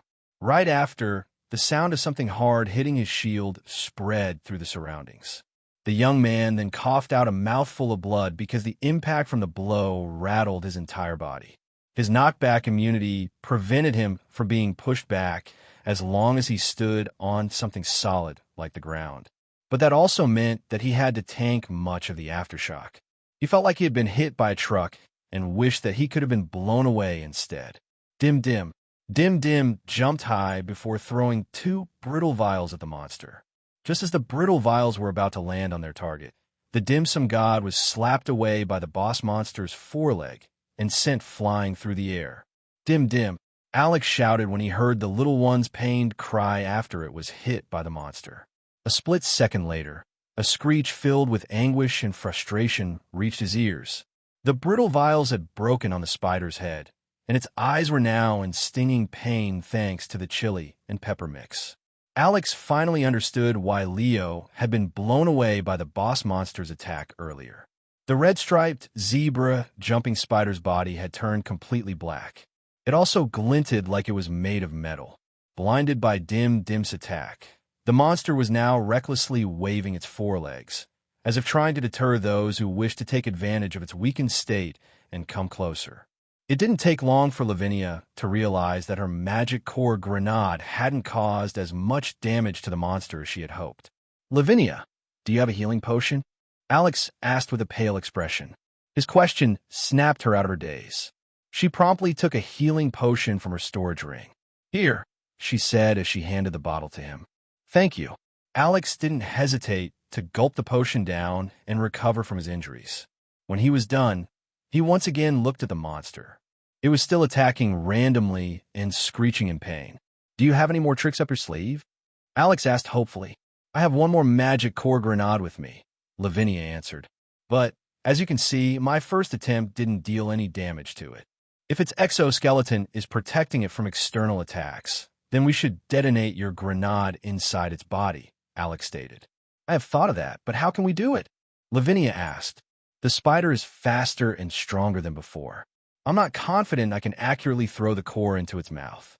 Just as Alex was about to reply, he heard a determined voice. Dim Dim. The dim sum god had returned with a red bruise on its white cheek. Its body was also dirty from crashing into the ground, but its eyes were filled with fighting intent. Dim Dim, it continued. Are you sure? Alex asked after hearing Dim Dim's plan. He wasn't sure if the strategy was feasible because he didn't know if the buff of Colossal Break would apply to the Dim Sum god. Dim, all right, I understand. Alex nodded. Lavinia, please give Dim Dim the magic core grenade. The Catkin princess agreed and handed the core to the little guy, who gratefully accepted it. Dim Dim then jumped on Alex's head, hyping itself up for a revenge showdown with the mutant spider that had dared to slap it away.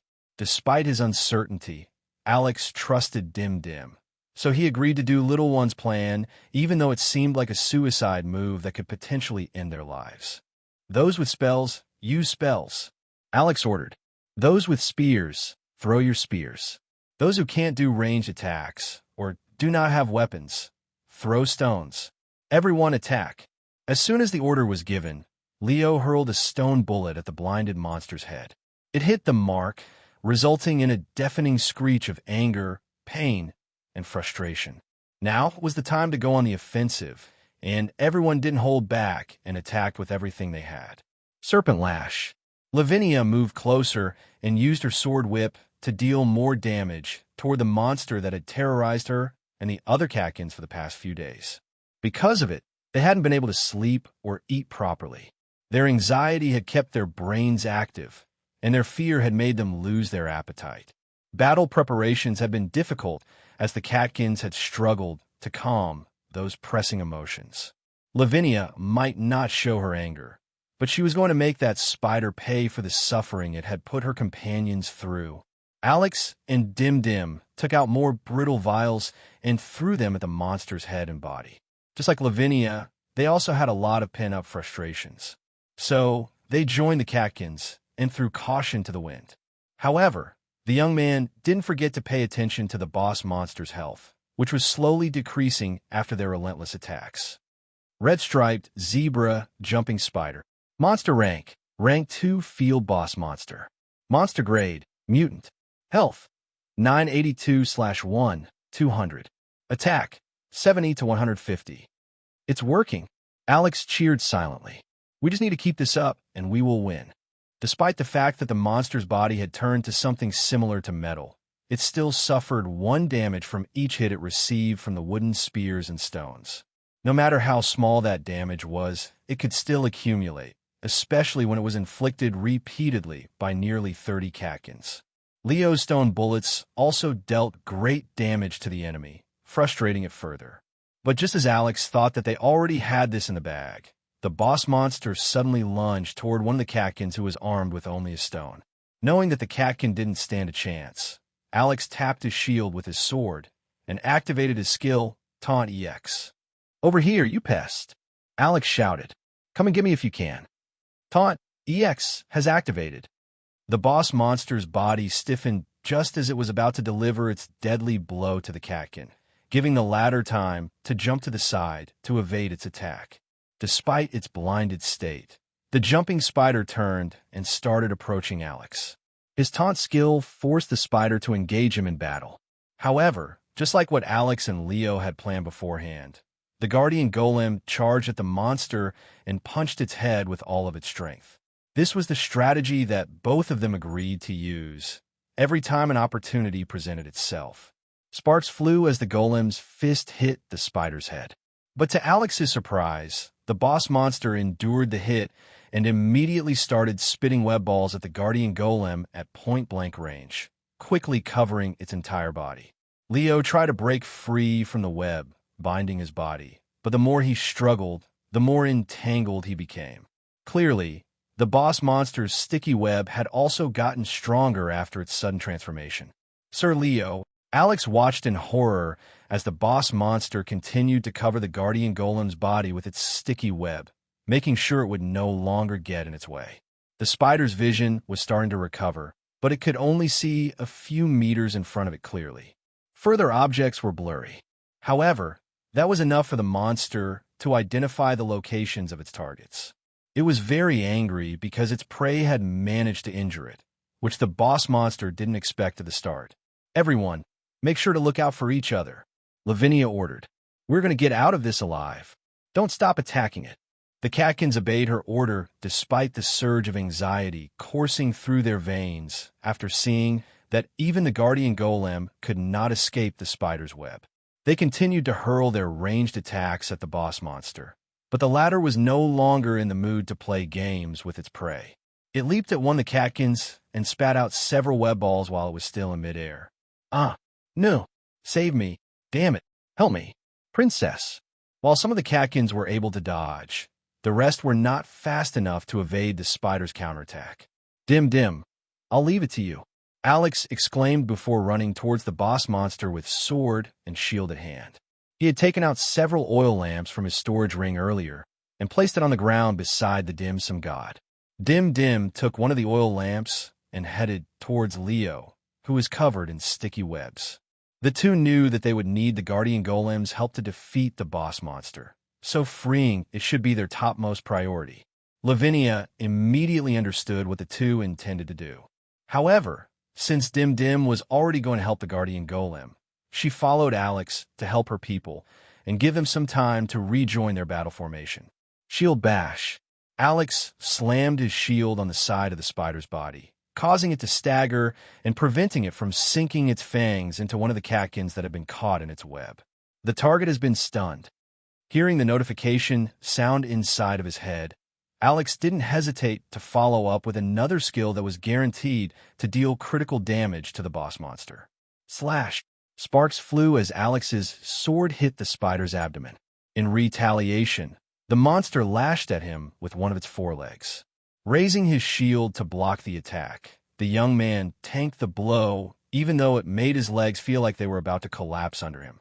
"Now, Lavinia," Alex shouted. The young lady had waited for this perfect opportunity. She jumped over Alex's body and unleashed one of her strongest attacks. Flame lash. Lavinia roared.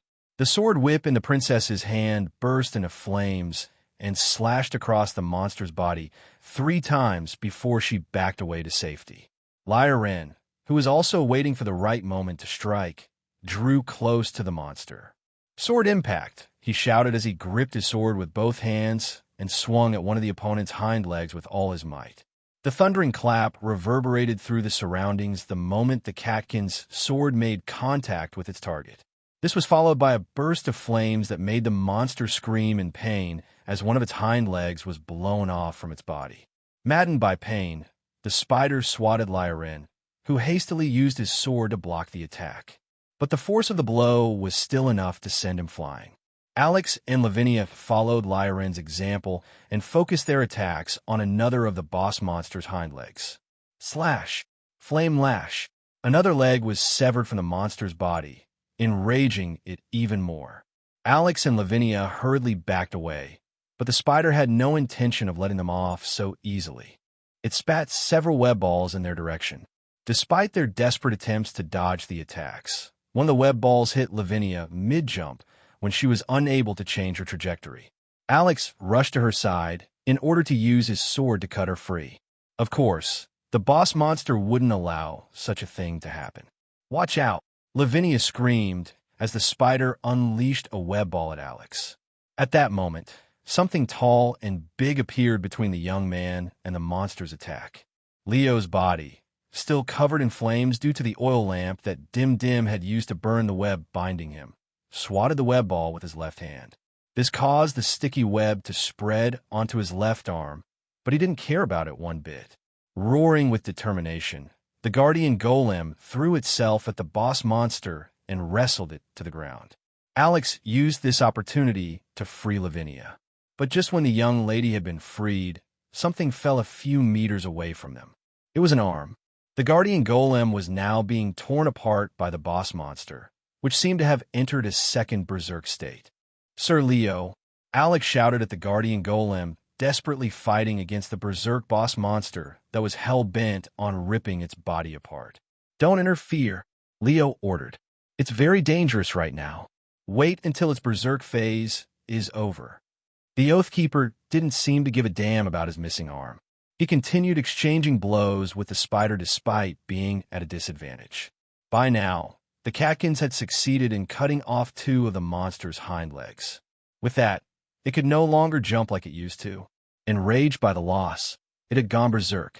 Right now, the only thing it wanted to do was kill and rip apart anything that stood in its way. The battle of the two behemoths was so intense that no one could get near them without getting hurt.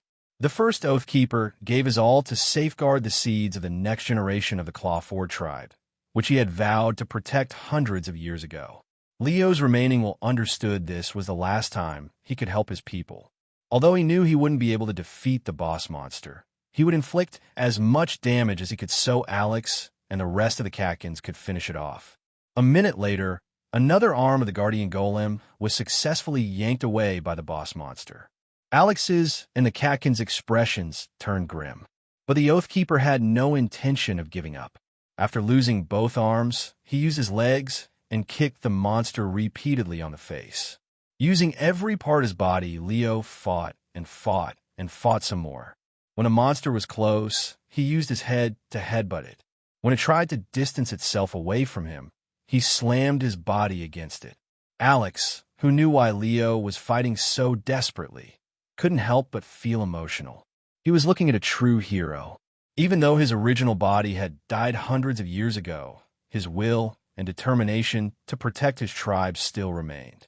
So when one of the spider's legs successfully yanked the golem's head from its body, Alex and the Katkins all cried out in anger. Although the boss monster's berserk state was still active, Alex no longer cared and rushed towards it with a furious roar. The Katkins finally realized the true identity of the Guardian Golem that had desperately tried to protect them. That realization banished all the fear they felt, replacing it with the thought of vengeance. Just like the young human, all of them charged at the boss monster, not caring that they might very well die. Even Lavinia, who usually had a good head on her shoulders, sprinted toward the enemy, her eyes brimming with killing intent.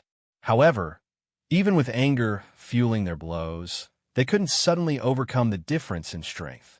One by one, the Katkins were sent hurtling. The boss monster's frenzied attacks left them with moderate to serious injuries. Even Alex's nose and mouth were bleeding after tanking several blows that would surely be fatal had they landed on the Katkins instead. After getting severely hurt, he was no longer agile enough to evade the web balls that the spider had spat in his direction. Before long, he had been turned into a human cocoon. While everyone was fighting desperately, Alex felt himself sinking into darkness as the injuries and exhaustion he suffered washed over his body. At the same time, particles of light flew out of the Guardian Golem's body and headed toward the cocoon where Alex was trapped in. This light merged with Everguard, making the shield in Alex's hand glow faintly. "Old friend, let us fight together one last time," Leo said to his partner, who had accompanied him for many years. As if replying to his wish, Everguard shone brilliantly, instantly healing all of Alex's injuries. It then emitted a golden flame that burned away the sticky web, freeing the young man. Alex's consciousness, which was about to fade, suddenly returned. He then stood up and looked at Everguard, which was still shining brightly. Despite that brightness, Alex wasn't blinded by it. In fact, he felt that Leo and Everguard were burning what remained of their life force to fight one last battle together. This golden light wrapped around Alex's entire body, filling the young man with the strength that would allow him to accomplish the last oath the two protectors of the Clawford tribe wished to fulfill at all costs. At that moment, a scream reached the young man's ears. The Katkins watched in horror as their young miss used her body to shield one of them from the fangs of the monster. Lavinia could have turned a blind eye and allowed the young Katkin to get devoured, but her body moved on its own before she could even think. But she didn't regret it. It was the duty of the Hartwell clan to protect the Clawford tribe. "I'm sorry, brother, father, mother, grandpa," Lavinia thought as she closed her eyes and braced herself for the incoming attack that would end her life. But the bite she expected didn't come. Instead, she heard a metallic clang behind her. It was then followed by a pain screech that made her turn around to see what was happening. The first thing she saw was the back of a young man, whose body was glowing with a golden light. She then saw the mutant spider lying on the ground, with its legs flailing like a turtle that had been flipped over. Just as she wondered if she had died and was simply looking at an illusion, The young man raised his leg and kicked the spider like a soccer ball, sending it flying. Lavinia, the teenage Catkins, and those who were watching the battle in the secret room stared in disbelief. What they were witnessing was simply too incredible. Alex, who was brimming with strength at the moment, raised his shield in front of him. Shield rush. He then ran forward so fast that he left a trail of afterimages. Before the mutant spider could even fall to the ground, he arrived and followed up with another attack. Shield charge. The young man's entire body turned into a golden comet that slammed against the boss monster, creating a powerful explosion. A pain scream escaped the monster's mouth as it rolled several times on the ground due to the force of the impact before coming to a complete stop. Just like everyone else, it couldn't understand why the weak human, whom it had treated as a joke earlier, was suddenly so powerful. The monster's berserk state had ended the moment Alex's shield charge connected with its body, making it feel a pain it had never felt before in its life. Alex gazed at the monster, whose health had decreased drastically after receiving his combination attack. Due to Leo and Everguard burning their life force, Alex's strength had increased drastically, boosting him to temporarily become a rank 7 Oathkeeper. This was the highest rank Leo had achieved in his lifetime, allowing him to protect the Claw 4 tribe during his generation. The mutant spider, who was on its last legs, tried to prop itself up from the ground but failed to do so because of its injuries. It then noticed something white and small standing near its head, looking at him with a glare. The boss monster opened its mouth in an attempt to bite the little guy, but Dim Dim wasn't fazed by it. Instead, the Dim Sum god took out the monster core that had been charged with Lavinia's MGIC power and tossed it inside the monster's mouth before jumping away to safety. Dim Dim had been hurt by the mutant spider earlier, so it had been waiting for the right opportunity to get its revenge. Just as the boss monster was wondering what had been tossed inside its mouth, it suddenly felt something hot inside its body. A moment later, its body expanded before bursting apart, sending flesh and blood flying in every direction. The monster's head fell on the ground rolling. It only stopped when it hit Alex's feet. Without hesitation, the young man raised his glowing shield and slammed it on the monster's head with all the strength he could muster. The spider's head shattered like a watermelon, leaving nothing behind. When a monster's body started to turn into particles of light, the young man heard two voices inside his head. "Thank you, Alex." The young man recognized Sir Leo's voice and instinctively knew that the second voice belonged to the shield in his hand. Everguard had gained sentience over the years and had poured everything it had into accomplishing its final task. The sound of something breaking reached everyone's ears as the shield, which had protected the Claw 4 tribe for hundreds of years, finally broke apart after fulfilling its last mission. Alex knelt and gathered the shield's broken shard one by one and piled them up together. When he was done, he pressed his hands together in prayer and thanked Everguard for fulfilling its last oath before it left the world to reunite with its dear friend who had gone before it. Several days after the battle against the mutant spider had ended, the gate that led to the Aetherion domain opened, and countless beams of light shot out of it. Alex and the other Catkins were ejected from the domain after their 10-day trial period ended. Frankly, the adults were just happy that the very stressful ordeal that all of them experienced was finally over. The parents of the Catkins, who had been informed of what had happened inside the domain, hugged their children tightly. Although they were proud warriors, some of them still teared up after seeing that their loved ones were truly safe. Given the intensity of the battle, some of the teenagers were still injured. Even so, the baptism of blood made them realize more how precious life truly was. This would shape them to become better individuals in the future who would pave the way to the prosperity of the Claw 4 tribe.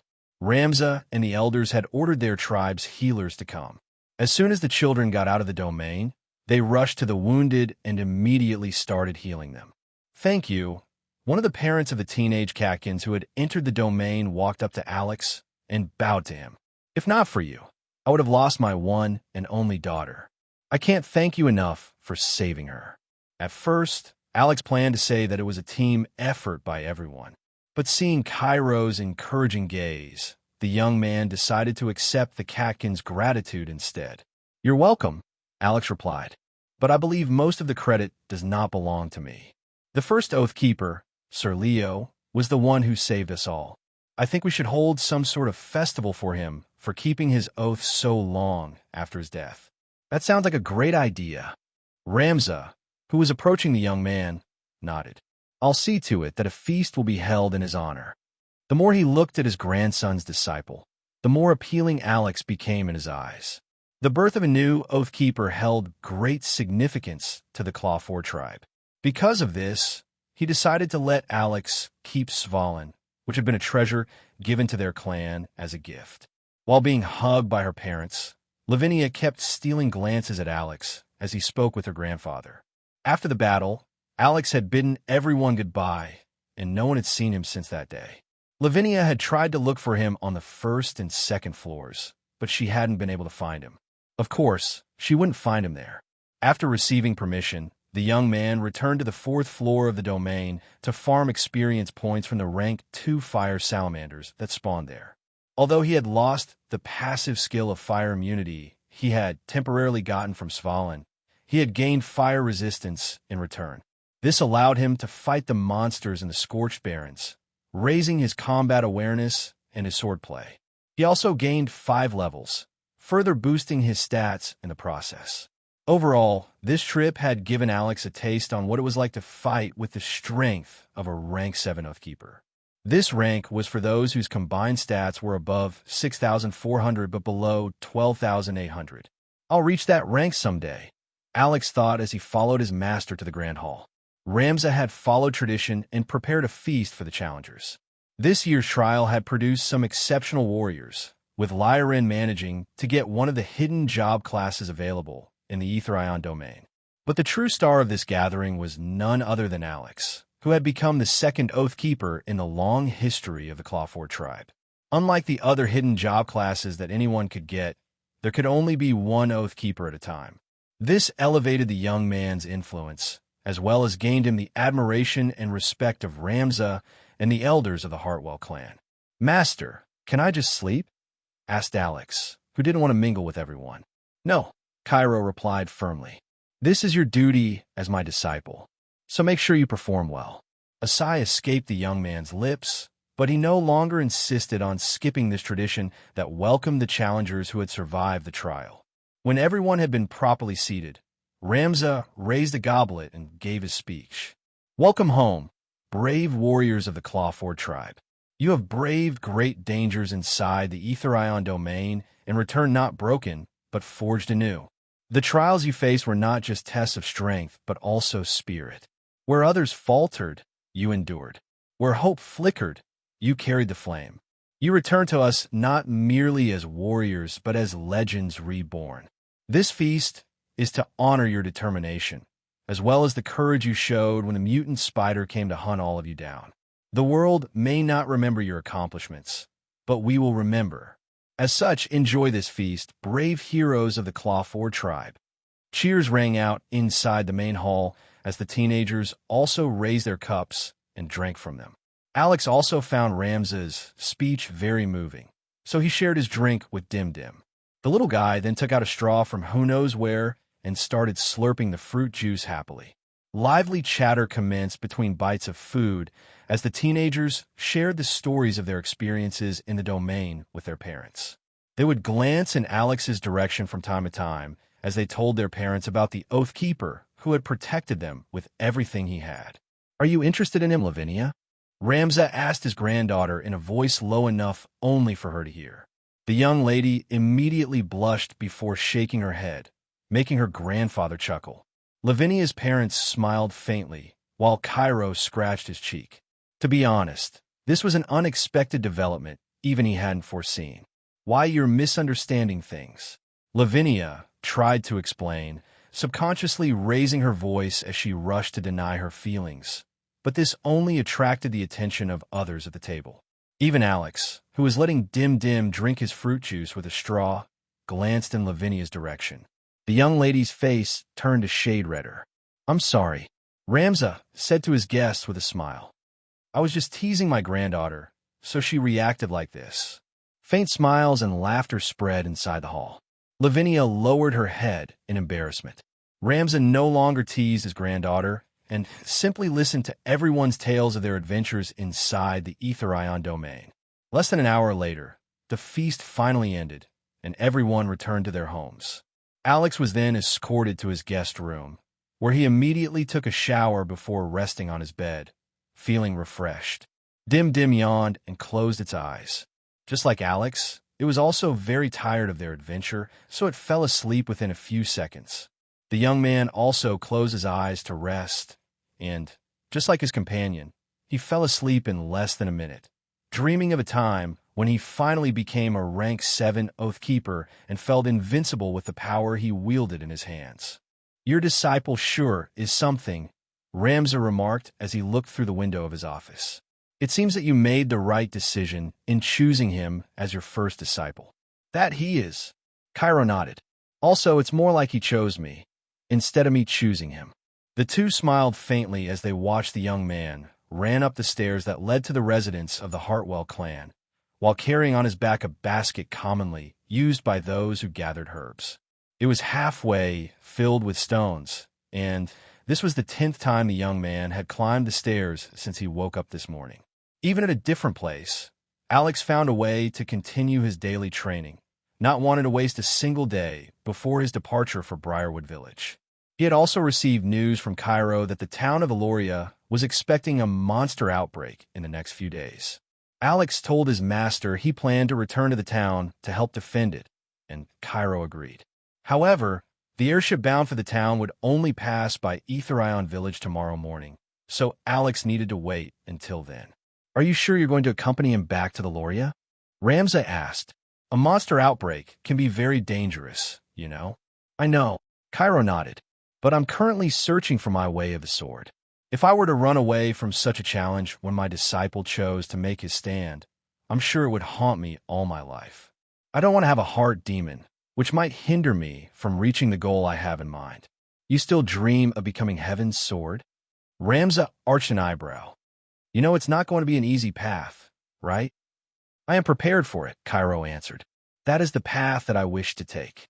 Ramza sighed before resting his hand on his grandson's shoulder. "There is a fine line between being brave and being stupid," Ramza stated. "You can follow your dream. You can follow your heart. We will not stop you. But remember this, we don't care if you become the Heaven's sword or not. As long as you return to us safely after your long journey ends, that is all that really matters to the Hartwell clan." Cairo nodded in understanding before shifting his attention back to his disciple, who was now walking down the stairs to start all over again. "By the way, does your disciple plan to stay in the town of Eloria to become an adventurer for life?" Ramza inquired. "No," Cairo shook his head. "He plans to enroll in Freedom Academy as a freshman. However, he said he plans to visit Briarwood Village first. Also, he asked me if I could accompany him there for a mission." "Briarwood Village?" Ramza frowned. "I've never heard of it." "It's a small village in the southeastern edges of the kingdom," Cairo commented. "It doesn't have any redeeming features aside from the fact that one of the entrances to the Dungeon of Beginnings is located there. So there's really nothing special about the village." Ramza wondered. "I've been there once, and all I can say is that nothing stood out to me." Cairo shrugged. For some reason, Alex seems determined to go there. "I don't know how to put it, but I have a feeling that he has been training so hard for this trip." "How peculiar." Ramza rubbed his chin. "Now I'm getting interested in that village too. Maybe you should ask him why he wants to go there instead of directly going to the capital city of Harmonia to enroll in the academy." Cairo pondered for a bit before agreeing. "Since he asked me to come with him, I'm sure this trip will not be an ordinary one. There must be danger involved. We'll talk to him after breakfast. If he opens up, then good. If not, then I will respect his privacy." While the two Catkins were observing Alex, the young man once again ran up the staircase until he reached the very top. No notification sounds informed him that he gained any additional stat from his morning exercise, but that was fine with him. Usually, it took him a few days to raise his strength and agility through training, so he wasn't bothered by the lack of notifications. But despite all this, Alex still felt stronger because his already fit body was getting even fitter. As the young man wiped the sweat from his face, he noticed Lavinia, who was standing in the distance with her two handmaidens, looking at him with a calm expression. He then hurriedly lifted Dim from the top of his head and brought the little one closer to his face before whispering something in its ear. Dim, why is she looking at me as if she wants to eat me? The dim-sum god glanced in Lavinia's direction before whispering back in Alex's ear. Dim. Huh? Are you sure? Dim. Feeling conflicted, Alex decided to walk up to her and greet her. Good morning, Lavinia, Alex said to the princess, who was a year younger than him. Good morning, Lavinia replied calmly. Lavinia's handmaidens looked at the young man in surprise when he addressed her by her name instead of calling her princess or young miss like everyone did. Only the members of the Hartwell clan were permitted to address her as such. But it was more surprising that their young lady, rather uncharacteristically, didn't tell Alex off for acting too familiar without permission. Seeing the frowns on the handmaidens' faces, the young man thought that he might have been a nuisance for turning the stairs that were used by the staff of the residence into his training ground. Am I perhaps disturbing the peace of your residence by running up the stairs? Alex asked awkwardly. I'm terribly sorry about this. I just thought that it was a good place to train. My brother used to do the same when he was younger, Lavinia replied. When he was first taught the sword by my grandfather, he would always run up and down the stairs in the mornings. Oh, Alex's face brightened up. It was his first time hearing this information about his master, so he was naturally happy to know even just a bit more about the latter. Do you look up to your brother, Lavinia? I do, Lavinia nodded. By the way, is it fine if I call you Alex? Of course, he replied. My brother has said that you will be leaving tomorrow to return to the town of Aloria, where a monster outbreak can happen any day. Why must you go to such a dangerous place when you can just stay here and train in peace? It's because of experience points, Alex answered in a heartbeat. Huh, experience points? I mean, I want to experience what a monster outbreak is like. For some reason, I think I will be facing something similar before I enroll in Freedom Academy. Freedom Academy, Lavinia muttered. You plan to study there? Yes. Alex nodded. The young lady smiled sweetly, which made Alex's heart skip a beat. Lavinia was already a beautiful young lady, but her smile lit up her face with an angelic charm. This was a side of her that he hadn't seen before. This is probably the first time I'm seeing you smile, Alex managed after regaining his composure. You should smile often. It makes you look prettier. The sudden casual compliment caught Lavinia by surprise, reddening her face. I came here to see you today to ask if you can give me the remains of Everguard, Lavinia said. And my grandfather wishes to have a blacksmith fix it. Since you are our oath keeper, he has decided that you need a good shield to protect you in your journey.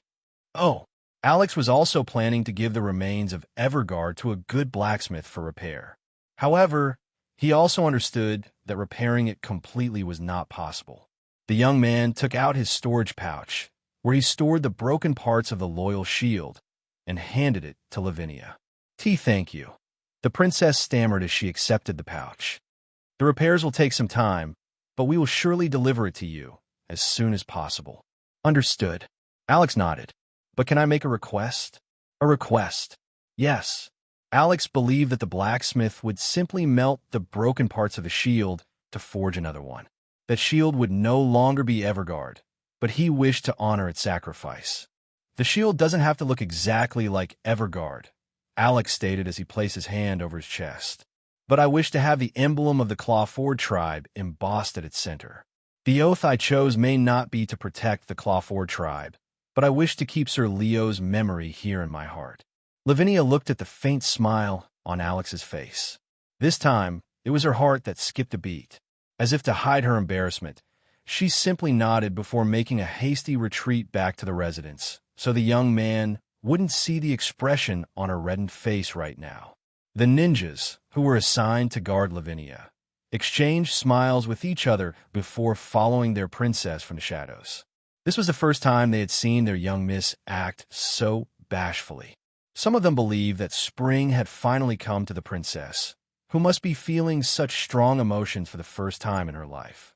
Are you ready to go? Cairo asked his disciple, who was currently doing light stretches in front of the Hartwell residence. "Yes, master," Alex replied. "Everything I have is inside my storage ring, so I can go anytime." The catkin nodded before glancing at his sister, who was walking toward them. Lavinia had come to say goodbye to Alex, and once again thank him for everything he had done for the Clawford tribe. "I have baked some cookies for you and my brother to take on your journey," Lavinia said as she handed a magic pouch to her brother and the young man. "Although I already set it inside the ether ion domain, let me say it again." The young lady bowed respectfully, not caring about her position as the princess of the Clawford tribe. "Thank you for saving me and the other members of my tribe," Lavina stated. "I will pay this debt to you someday. Also, if you ever need help, don't hesitate to approach our family. We will always support you in any way that we can." The young lady looked at her brother for a brief moment before moving closer to whisper something in Alex's ear. "If you ever feel intimidated by my brother and grandpa, you can just tell me what you want," she murmured. "I can be your middleman in the Clawford tribe." "Thank you, Lavinia," Alex whispered back. "I'll keep that in mind." After saying what she needed to say, the young lady took a step back and once again acted as the prim and proper daughter of the Hartwell clan. Cairo looked at his sister with amusement, knowing what his little sister might be thinking. But since he believed that she was already old enough to make her own decisions, he decided to let her handle things the way she deemed fit.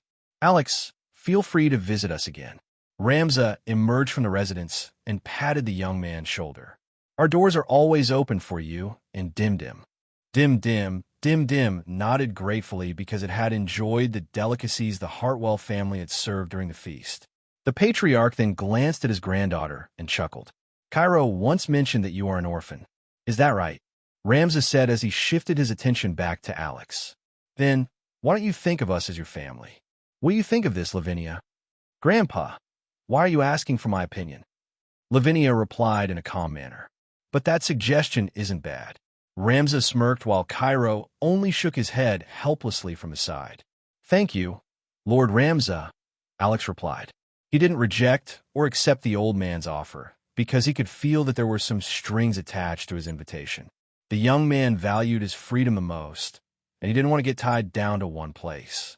This was also the reason why he had chosen the Oath of the Heart. He wished to follow whatever his heart desired. Arcana was a vast and beautiful world. He would like to travel to different continents and see new sights he had never seen before. After bidding goodbye to everyone, Alex and Cairo walked down the stairs to head to the port where the airship would arrive shortly. Ramza and Lavinia watched them from the top of the stairs and wished them a safe journey in their hearts. "Say, what made you change your mind?" Ramza asked his granddaughter. "I thought you're not interested in studying at Freedom Academy." The old catkin had a sly smile on his face because he already knew the answer to this question. However, he wanted to hear his granddaughter's answer because it was still better to confirm things rather than make random guesses. "I realized that the Clawford tribe is just part of a bigger world," Lavinia replied. "Although I love it here, in order to grow, I need to experience many things. Here, I am treated as a princess, and everyone respects me. But outside our lands, I'm just an ordinary catkin whose background will more likely not matter to the people I interact with. I don't want to become stagnant, Grandpa. I want to keep moving forward." "Just like Alex?" Ramza asked in a teasing tone. "Yes, just like Alex," Lavinia replied without hesitation. "He was a weakling when he first came here. Someone I could have defeated even if I had tied one of my hands behind my back. But now he is the Oathkeeper, an existence not even the Clawford tribe can ignore. Maybe, just maybe, Freedom Academy will give me the same growth. I have heard that even prodigies from the Kingdom of Avalon, as well as their neighboring kingdoms, gather there to learn and compete with each other." Ramza nodded. "You're right. I'm also an alumnus of Freedom Academy, and I truly learned a lot from my stay there. Within its walls, I also made lasting friendships and lasting enemies, some of which have remained until now." The old catkin smiled faintly as he reminisced about his youth. "Very well. I will use my connections and enroll you at the academy," Ramza promised. "Go there to learn and compete, as well as discover your true self." "Thank you, Grandpa." Lavinia held the old man's hand, acting like a pampered granddaughter. But aren't you going to use your connections to let Alex enroll directly as well? That way, he no longer needs to join that trial to be a scholar of the academy. A sword will become dull if it is not regularly sharpened, Lavinia, Ramza explained. Also, I believe Alex would feel too indebted to us if I were to pull some strings to let him enter the academy easily. Granddaughter, he is now the Oath Keeper, someone who will stand at the front lines of every battlefield he faces.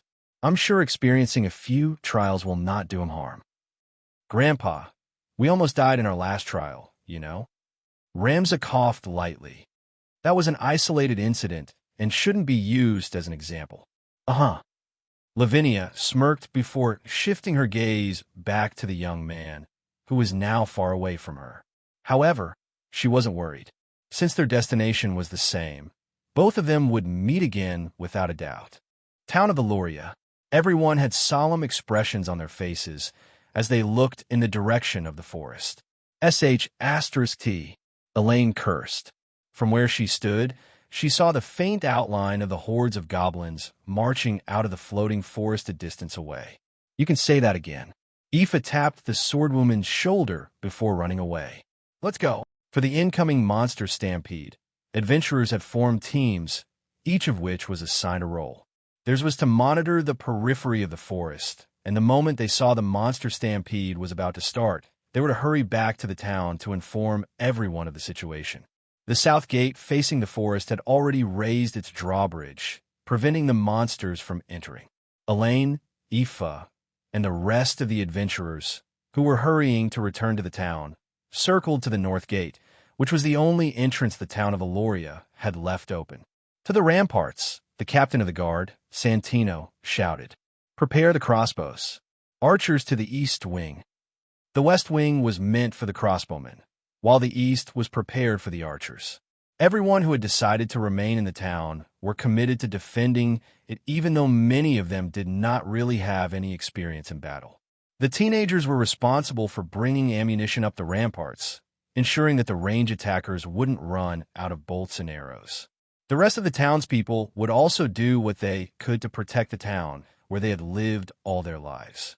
Nearly half of the townsfolk had already chosen to evacuate, opting to stay with their relatives in other towns or cities until the calamity was over. Likewise, some adventurers, who didn't have strong ties with the town of Aloria, chose not to participate in its defense. A monster stampede was no joke, and those who underestimated its danger would find themselves dying very horrible and painful deaths. The orcs have really joined hands with the goblins, Santino said through gritted teeth. Can we really do this, Captain? One of his subordinates asked fearfully. Soldier, we are here to do only one thing, Santino replied. To defend this town with all of our might.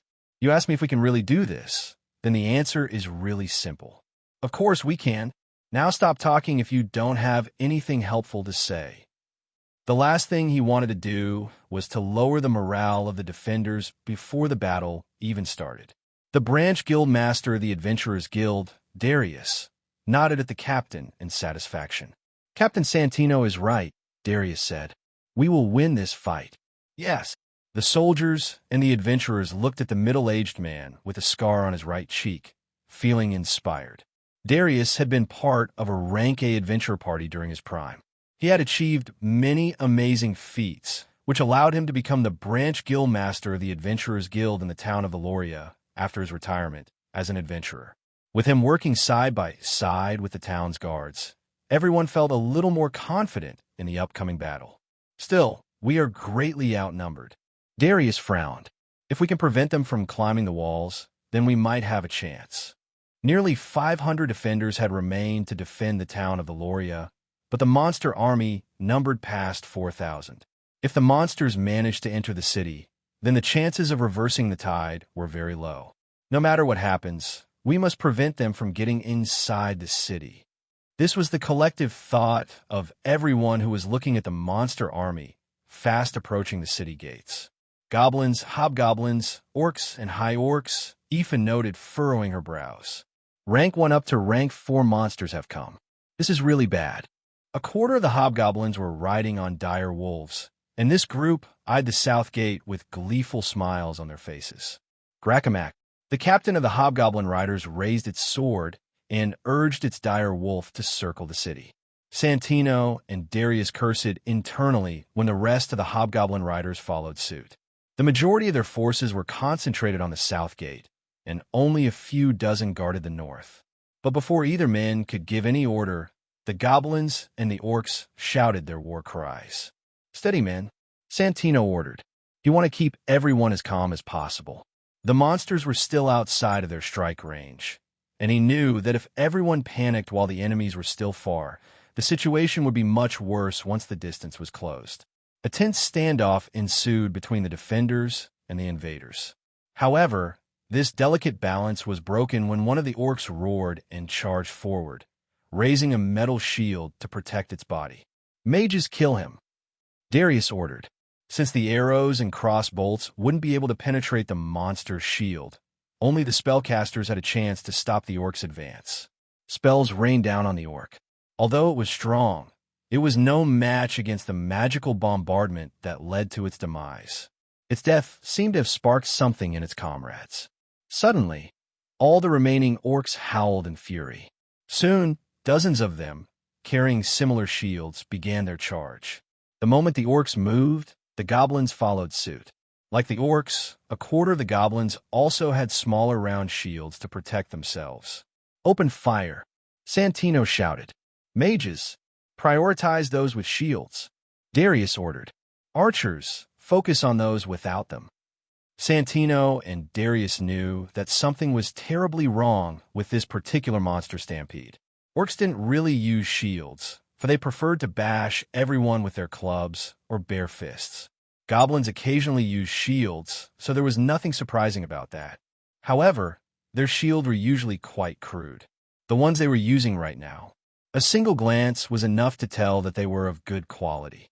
Seeing dozens of monsters equipped with shields, the two leaders of their respective factions believed that someone or something might be orchestrating this stampede from behind the scenes. Complete chaos descended on the battlefield as the goblin shamans and goblin mages unleashed their own barrage of spells to attack those at the ramparts. The goblin archers also returned fire, applying more pressure on the defenders. One of the goblin mages heard a faint whistle in the wind. Before it could register what the sound was, an arrow struck its forehead, instantly killing it. Aoife, who had shot the arrow from the ramparts, once again aimed at the goblin mages and goblin shamans, who posed the greatest threats on the battlefield. Screams of the injured and the dying defenders reached her ears, but she couldn't pay them any heed. "Kid, keep your head low and your shield raised high," Aoife said to the teenage boy who had handed her a quiver of arrows. "Go back and tell the others to be careful." "Yes," the youth replied with conviction. But just a second later, a cry of pain escaped his lips as a fireball exploded a few meters away from him and Aoife. The force of the explosion nearly made the two of them fall off the ramparts. "Here, drink this." Aoife swiftly handed the teen a healing potion, which allowed him to recover from his minor injuries. "Go back to the city. Now." "Yes." The teenager no longer stayed and ran away in haste. His near brush with death had left him shaken, and he was no longer in the right state of mind to continue providing support to the people defending the city walls. As she looked around her, Aoife realized that a third of the defenders on the walls had already been injured by the goblins' counterattack. Several minutes passed as the battle grew more intense. Aoife, who was on top of the walls, had suffered several injuries from stray spells that had almost hit her directly. She no longer knew where Elaine was. They were now grouped according to their class, and the swordswoman and other close combatants had a different task. The constant banging sound of the orcs trying to break the gate made her feel more anxious. They had done their best to attack the monsters from on top of the walls. However, the monsters had formed some kind of formation with their shields raised high to block the defenders' attempts to stop them. This looked more like an organized army rather than a monster stampede. Just like Aoife, many thought that something wasn't right with this situation. The monsters were already difficult to deal with, but they would be incredibly dangerous to fight against if they were also using human strategies. Just as she thought things couldn't possibly get any worse, she saw 5 hobgoblin riders running through the streets. They are coming from the north. Aoife almost screamed out loud when she realized that the north gate had already been breached. It was only a matter of time before the south gate fell as well. Santino and Darius, who also saw the hobgoblin riders heading in their direction, immediately cried out in anger as they headed down from the ramparts in order to engage the 5 monsters and their mounts in battle. The north gate had already fallen. If the south gate fell as well, the monsters would fully invade the town of Eloria, and they would no longer have any place to run. Whirlwind slash. Elaine spun around, slashing the goblins that had tried to lunge at her from every direction. Blood spilled like a river as her blade cut through the goblin flesh, drawing their blood. She was one of the defenders tasked to protect the north gate. However, since fewer people had been asked to defend it, they struggled and eventually failed to hold back the hobgoblin riders and the goblin mages from breaching the city. But the north gate fell not because of the monsters. 2 men wearing dark cloaks cast fireballs at the gates until it was destroyed. This allowed the monsters to enter the city and engage the defenders in combat. Oddly enough, some of the hobgoblin riders ignored the defenders and headed straight toward the south gate. Clearly, they planned to open the south gate so their comrades could run amok within the city, just like them. "Watch out!"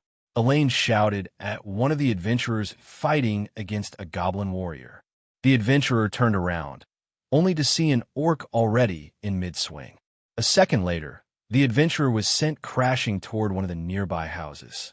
Judging from how strong the blow had been, Elaine believed that the adventurer might already be dead. If he wasn't, he was close to dying. With a mighty roar, the orc headed toward the swordswoman, brandishing its weapon. Elaine didn't face it head-on. Instead, she focused on evading and counterattacking, dealing steady injury to the monster. Annoyed by the pesky swordswoman, the orc swung its club repeatedly, forcing Elaine to back away. Just as she was coming up with a way to fight the monster, she saw a goblin mage hurl a fire bullet in her direction. With no time to dodge, Elaine braced herself and raised her sword to block the spell aimed at her chest. The impact forced her to stagger a few steps backward. But before she could regain her balance, the orc was already upon her, its arms raised to strike. Elaine roared as she pushed herself to the limit to block the incoming attack. The sword and the wooden club clashed, shattering the ground beneath her feet. Blood seeped down the corner of her lips, but she had no time to wipe it away because the orc was about to unleash another follow-up blow. To make matters worse, the goblin mage that had attacked her earlier was also casting another fire bullet aimed at her. Forced to choose which one to block, Elaine gritted her teeth and raised her sword to face the orc's blow instead. Time seemed to move in slow motion as Elaine watched the fire bullet and the orc's swing descend upon her. As she found herself at the crossroads of life and death, the swordswoman remembered the time Alex had rescued her and regretted her failure to repay him for saving her life back then. This is going to hurt, Elaine thought as she braced herself for the impact of the 2 attacks that left her no room to defend herself fully. Suddenly, she saw a faint light appear between her and the orc. The sound of metal hitting something hard spread through the surroundings.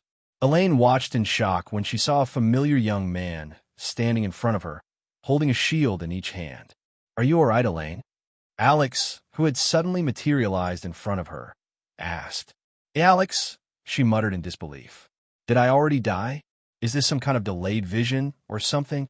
Dim blinked once, then twice, as it looked at the swordswoman while perched on top of the young man's head. "Sorry, but this isn't a dream," Alex replied.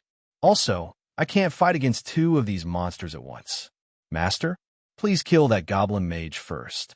An airship suddenly appeared overhead, and a young catkin jumped from its deck with his sword ready to strike. E/N. "So handsome, ah? Who told you to jump out of the ship without permission?" Cairo demanded, his brows slightly furrowed. "Oh well, you did it to save your friend. I will turn a blind eye to it now, but never again." Alex had used his skill, Oathkeeper's Duty, to instantly teleport to Elaine's side. Oathkeeper's Duty. Effect: if a nearby ally is in danger, you may intercept the damage by instantly teleporting to their side. This skill can only be used once every hour. Attacks that can kill you instantly will not kill you, but your health will be reduced to 1 HP. When you block using Oathkeeper's duty, the attacker will be stunned for 3 seconds even if they have stun immunity. Compared to the blow he had tanked from the rank 2 mutant spider, the orc's attack didn't come close. The young man was holding 2 shields, one in each hand. One of them was the shield that Ramza had lent him while Everguard was being repaired. The other was none other than Svalin, which he used to block the goblin mage's fire bullet. The orc staggered backwards as the stun effect kicked in. Now dim. The dim sum god jumped up and threw a brittle vial at the orc's face, unleashing the chili and black pepper powder combo. Elaine, who didn't miss this chance to counterattack, thrust her sword at the orc's waist and gave a twist. The orc screamed in pain and tried to use a backhand blow to send the already injured swordswoman flying. But Alex was too fast to let it have its way. He moved in to tank the blow, and a dull thud sounded as the club crashed into his shield. This is the first time I've seen someone fight with 2 shields in hand, Elaine commented with a smile. This is called dual shielding, Alex replied. If swordsmen can use dual wielding, I can use dual shielding. It's an original technique I came up with, by the way. Elaine chuckled before once again stabbing the orc and twisting her blade to deal extra damage. This time, the orc let out a blood-curdling roar before collapsing on the ground, dead. The swordswoman then lost the strength in her legs, almost collapsing. She had already pushed herself to the limit, and her injuries had also taken their toll on her body. Fortunately, Alex was there to catch her and support her body. Here, drink this first. He gently fed Elaine some healing potion through her slightly parted lips, speeding up her recovery. As the effect of the healing potion kicked in, the swordswoman looked at the airship above their heads. A blue flag fluttered freely in the breeze, and at its center was the shape of a claw, representing the Clawford tribe. Looks like the cavalry has arrived, Elaine said softly. Indeed, Alex replied. Over 300 Catkins from the Clawford tribe had accompanied him on this return trip to the town of Eloria. All of them were skilled warriors, and they made short work of the monsters pouring into the city with ease. Some of the Catkins fired arrows from the deck of the airship, supporting their comrades in battle. Cairo was like a death reaper on the battlefield, killing all the monsters that were in his way. Sir Alex, Lord Cairo, the gate on the other side of the city has fallen, reported one of the Catkins, who was holding a telescope. Then what are we waiting for? Cairo asked as he swung his blade sideways, flinging away all the blood that had stained its surface. Let's go, Alex. Yes, master, Alex replied before asking one of the Catkins to look after Elaine for the time being. With Alex and Cairo taking the lead, the warriors of the Clawford tribe charged toward the south gate, where the bulk of the monster army was starting to make their way inside the city. Aoife rolled to the side as she desperately tried to evade the sword strike of a hobgoblin that had broken through the south gate. The defenders had fought valiantly to keep the monsters outside the city, but the destruction of the gate was inevitable. The orcs and hobgoblins effectively used their shields to block the arrows and crossbow bolts raining down on them from above. Meanwhile, the mages, the only ones that stood a chance of destroying the shield-bearing monsters, were being targeted by the goblin archers, goblin shamans, and goblin mages. A few of them had died because of this, while the rest suffered various levels of injuries. In the end, everyone just fought however they could until the gate collapsed right under them. The moment the monsters poured into the city like a raging tide, Santino and Darius ordered the defenders to follow the strategy they had devised as a contingency plan. This meant everyone would resort to guerrilla tactics, taking advantage of their familiarity with the city as a way to cut down as many of the monsters as they could. Aoife was a rank 2 scout who could both wield a bow and a sword if needed. Her versatility, which she also demonstrated after Alex had saved them, was one of the main reasons Elaine partnered with her. While she could fight a hobgoblin in a one-on-one battle if she fought seriously, this wasn't a situation where she could choose that option. Crag Hernak, the hobgoblin said to the young lady who had nowhere to go. Its eyes were filled with malice and lust as it looked at Aoife, whose strength it recognized. I don't know what you're talking about, but I'm sure I don't like it. Aoife retorted before glancing at the two other hobgoblins that had cut off her escape route. Left with no choice, she decided to break through by force, then run to where the other adventurers were. Just as she was about to throw caution to the wind, she saw something fall on top of the first hobgoblin's head and shatter upon impact. Immediately, the three hobgoblins shrieked in pain as the chili powder and black pepper powder exploded all over their faces. Dim dim. Aoife looked up at the roof of the house and saw Alex's little friend, who had just saved her life. Dim dim. Dim dim replied before throwing another brittle vial at the dire wolf that was about to lunge at Aoife from behind her. Like the hobgoblins, the dire wolf was also temporarily blinded, allowing Aoife to make quick work of it. With absolute precision, the scout stabbed its eyes with the two daggers she wielded with equal mastery. As much as she wanted to kill the wolf, more monsters were heading in her direction, so she had to escape right away. Dim dim, exclaimed the dim sum god as it jumped from roof to roof, guiding Aoife to Alex and the other catkins. The young man had asked the dim sum god to look for Aoife and help her as much as possible. Although Alex wanted to go and find her himself, he was currently defending one of the shelters where the women, children, and older people were staying. The airship of the Claw-4 tribe circled the town, raining spells and arrows from above. "Protect the Oathkeeper," one of the catkins shouted when he saw Alex fending off the attacks of an orc and two goblin warriors. The young man was protecting the gate of the shelter with everything he had. The orc was a rank 2 monster and specialized in brute physical strength. Unfortunately for it, Alex was no longer the weakling he had once been. Now that he had become a ranker, he could effortlessly hold his ground against a monster that could have killed him easily not that long ago. As for the two goblin warriors, Alex parried and countered their attacks with a sword in his hand, standing firm with the power of the Oathkeeper. "Shield!" he shouted as he summoned a shield to protect him from the attack of the goblin warrior, which he was unable to block. A magical round shield appeared on his left side, blocking the sword strike of the goblin warrior, who died shortly after one of the catkins came to Alex's rescue. When news that an Oathkeeper had finally appeared in their tribe, the catkins became elated. Nearly all the warriors had wished to meet Alex, very eager to see the second Oathkeeper of their tribe. However, they heard that Alex was going back to the town of Aloria to help defend it against a monster stampede. An old catkin, who was a captain of an airship, volunteered to take Alex and Cairo back to their destination free of charge. This was his way of forming a connection with their new Oathkeeper, which had played an important role in the founding of their tribe. Many warriors also volunteered to help and wouldn't take no for an answer. They wanted to meet Alex, and they reckoned he could use some aid. It was a win-win situation. One thing led to another, and soon 300-strong warriors from the Claw-4 tribe were coming to fight alongside their Oathkeeper. Left with no choice, Alex had agreed to bring them with him. Frankly, he was now very happy with that decision. The catkins fought tooth and nail with a ferocity that made the young man realize how powerful they truly were. They were not only very fast, but also very agile, and their teamwork was impeccable. A handful of ninjas from the Hartwell clan also joined the fight, attacking the monsters where they least expected it. But there was one thing that Alex found quite peculiar. Whenever a monster was about to target him, that monster would soon find itself getting ganged up by catkins, who didn't want anything bad to happen to their Oathkeeper. I didn't know if I should be thankful or not, Alex thought. I guess I'll just thank them for now. Suddenly, something he didn't expect happened. Level up. Alex blinked at the notification that appeared in front of him.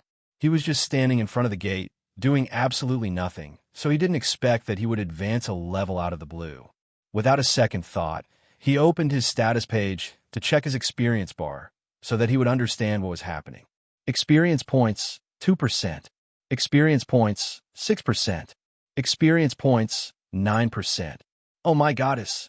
Alex's face lit up when he realized he was gaining experience points just by doing nothing. It was at that moment when it hit him. Wait, could it be that I formed a party with the entire Claw-4 tribe? That was the only explanation he could think of why his experience points were rising on their own accord.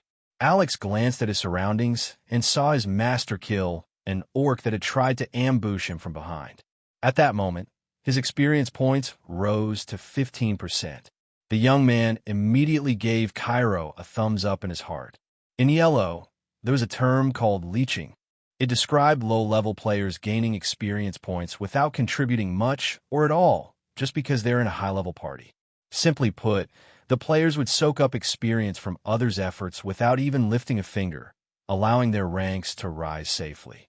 In other words, Alex was now a leech. He almost laughed out loud at the realization. If he could, he'd cheer for everyone who was doing all the work for him. A minute later, another notification sounded inside Alex's head, and the corners of his lips rose up in happiness. Level up. Just stay put, Alex, Cairo said. We'll handle the rest. That's right, Oathkeeper, a Katkin warrior added, laughing. Focus on protecting that shelter. We assure you, nothing will go past us. Got it. Alex nodded without hesitation, turning down free experience points out of pride. Pride? What was that? Could that be eaten? I hope more monsters come here, Alex thought. That way my experience points will rise faster. As if someone heard his prayer, dozens of orcs and hobgoblins turned toward the Katkins and Alex. Seeing their vanguard lying on the ground, all dead, these monsters were enraged and charged at the Katkins with fury. Begone, you vile beasts! A Katkin with prayer beads on his hands stomped his foot, creating countless earth spikes that jutted out of the ground, impaling the monsters that had charged in their direction. Level up. Wow. Alex's eyes widened in shock, impressed with the monk-like Katkin's power. Although he couldn't appraise people and see their stats, he could roughly tell that the monk-like Katkin was at least a rank 4 or rank 5 martial expert. The young man's guess was rather accurate. As one of Rams's strongest subordinates, the monk-like Katkin had been specifically asked by the Patriarch to accompany Cairo and Alex to the town of Aloria and assist them if they were in danger. That said, Cairo was no weakling. He was a genius and had a vast amount of combat experience. Despite being only a year older than Alex, he was already a rank 3 demon slayer, who became more powerful whenever he fought against demon-type monsters. Given that Cairo's rank was already that high at the tender age of 18 years old, the Katkin was hailed as one of the prodigies of the Kingdom of Avalon. However, Alex had undergone an explosive growth as of late. He might still be far from becoming a rank 3 prodigy like his master, but the way things were going, it would only be a matter of time before he reached rank 2 without even doing anything. As the young man closely watched his experience bar fill up thanks to his accidental party unknowingly carrying him, a shout from a distance grabbed his attention. Alex! Aoife shouted the moment she saw the young man standing near the gate of one of the town's shelters. Aoife! Alex exclaimed, relieved that his friend was safe and sound. He also saw Dim Dim leaping from rooftop to rooftop until it finally landed on top of his head, feeling proud of itself for accomplishing its mission. I'm glad you're safe, Aoife, Alex said when he saw the scout, who had several scratches and bruises on her body. I had a very close call earlier, Aoife replied. If not for Dim Dim, I might have already died or suffered a fate worse than death. The scout glanced in her surroundings before frowning. Where's Elaine? Aoife asked. Is she not with you? Don't worry, Elaine is safe, Alex assured. She's just resting for a bit. I'm sure she'll be here soon. As if waiting for that moment, the swordswoman appeared in their field of vision as she ran toward them with a relieved expression on her face. Elaine had been worried about Aoife, knowing that the scout had been assigned to defend the south gate, where the battle was more intense than the one at the north. I'm glad you're safe, Aoife, Elaine said. Since you're here, I assume the south gate has also fallen? Aoife nodded. Captain Santino and Guildmaster Darius are employing guerrilla tactics to whittle down the enemy's numbers. Earlier, I felt like there's no hope of winning, but now I have changed my mind. After seeing how strong the Katkins were, the young lady was starting to think that there was a way to overcome the invasion. Suddenly, they heard screams coming from the other side of the street. When they looked at the direction of those voices, they saw dozens of adventurers with pale faces twisted by fear running toward them. Everyone, be careful, one of the adventurers shouted. there's an orc juggernaut behind us. A roar filled with bestial fury reverberated through the air as the house at the side of the street collapsed, as if demolished by a force of nature. Standing nearly 4 meters tall, with a body as hard as iron, the orc juggernaut roared at the Catkins. Prepare to be annihilated, it seemed to say. The Catkins hadn't had any trouble dealing with the orcs and hobgoblins earlier. But this time, all of them became serious because the monster in front of them was no ordinary foe. Alex looked at the monster, and, just as he expected, several rows of text appeared in front of him. This gave him a rough understanding of what kind of monster they were about to face. Orc Juggernaut. Monster rank. Rank 4 Field Boss. Monster grade. Super rare. Attribute. Earth/demonic. Health. 10, 500/10, 500.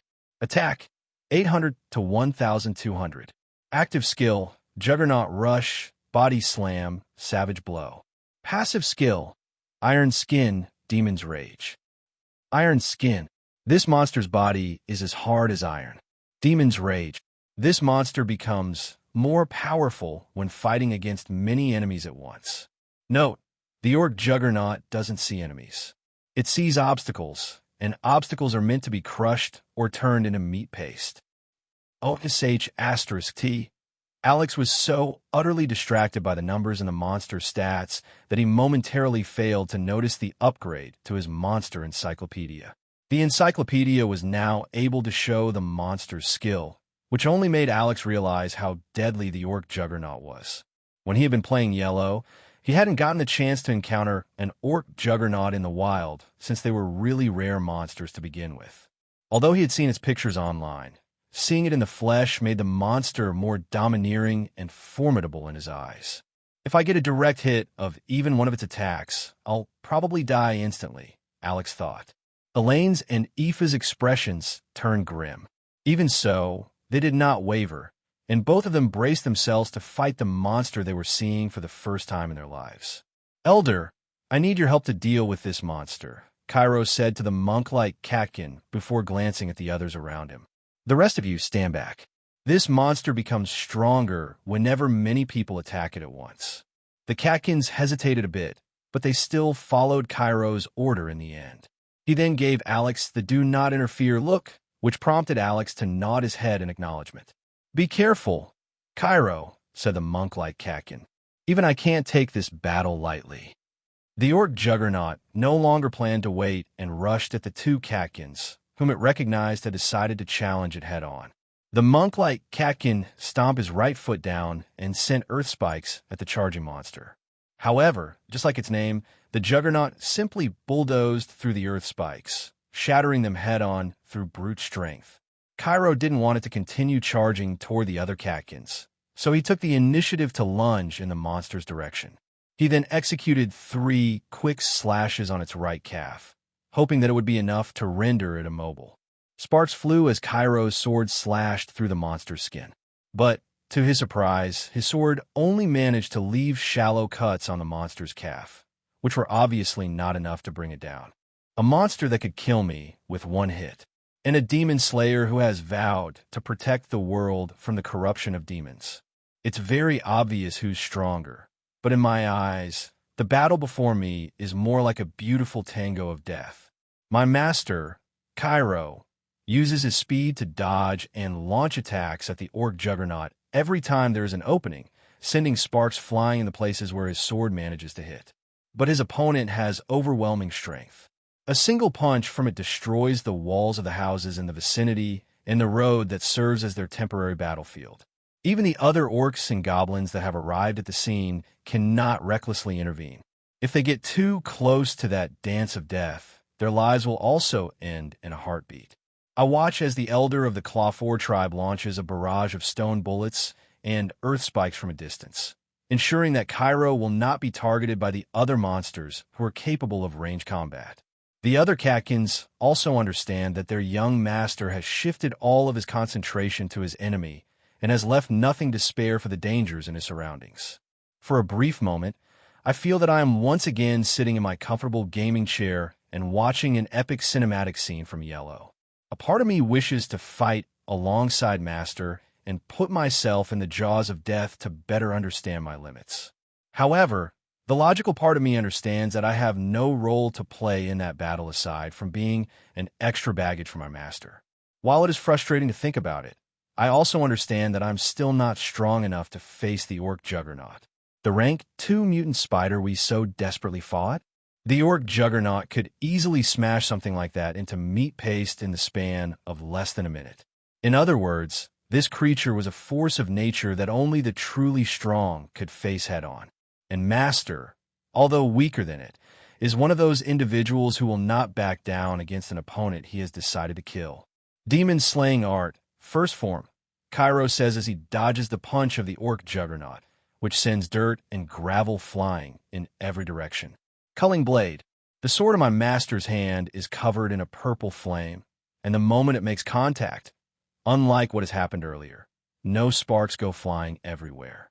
Instead, blood spurts out of the orc's calf, making the latter cry out in pain. Sixth Form, Cairo states, Light Line Cross, 2 quick sword strikes, followed by a blinding flash that resembles a cross, appear in the same area that the catkin targeted earlier. For the first time since the battle started, the orc juggernaut falls to one knee as it momentarily loses the ability to stand.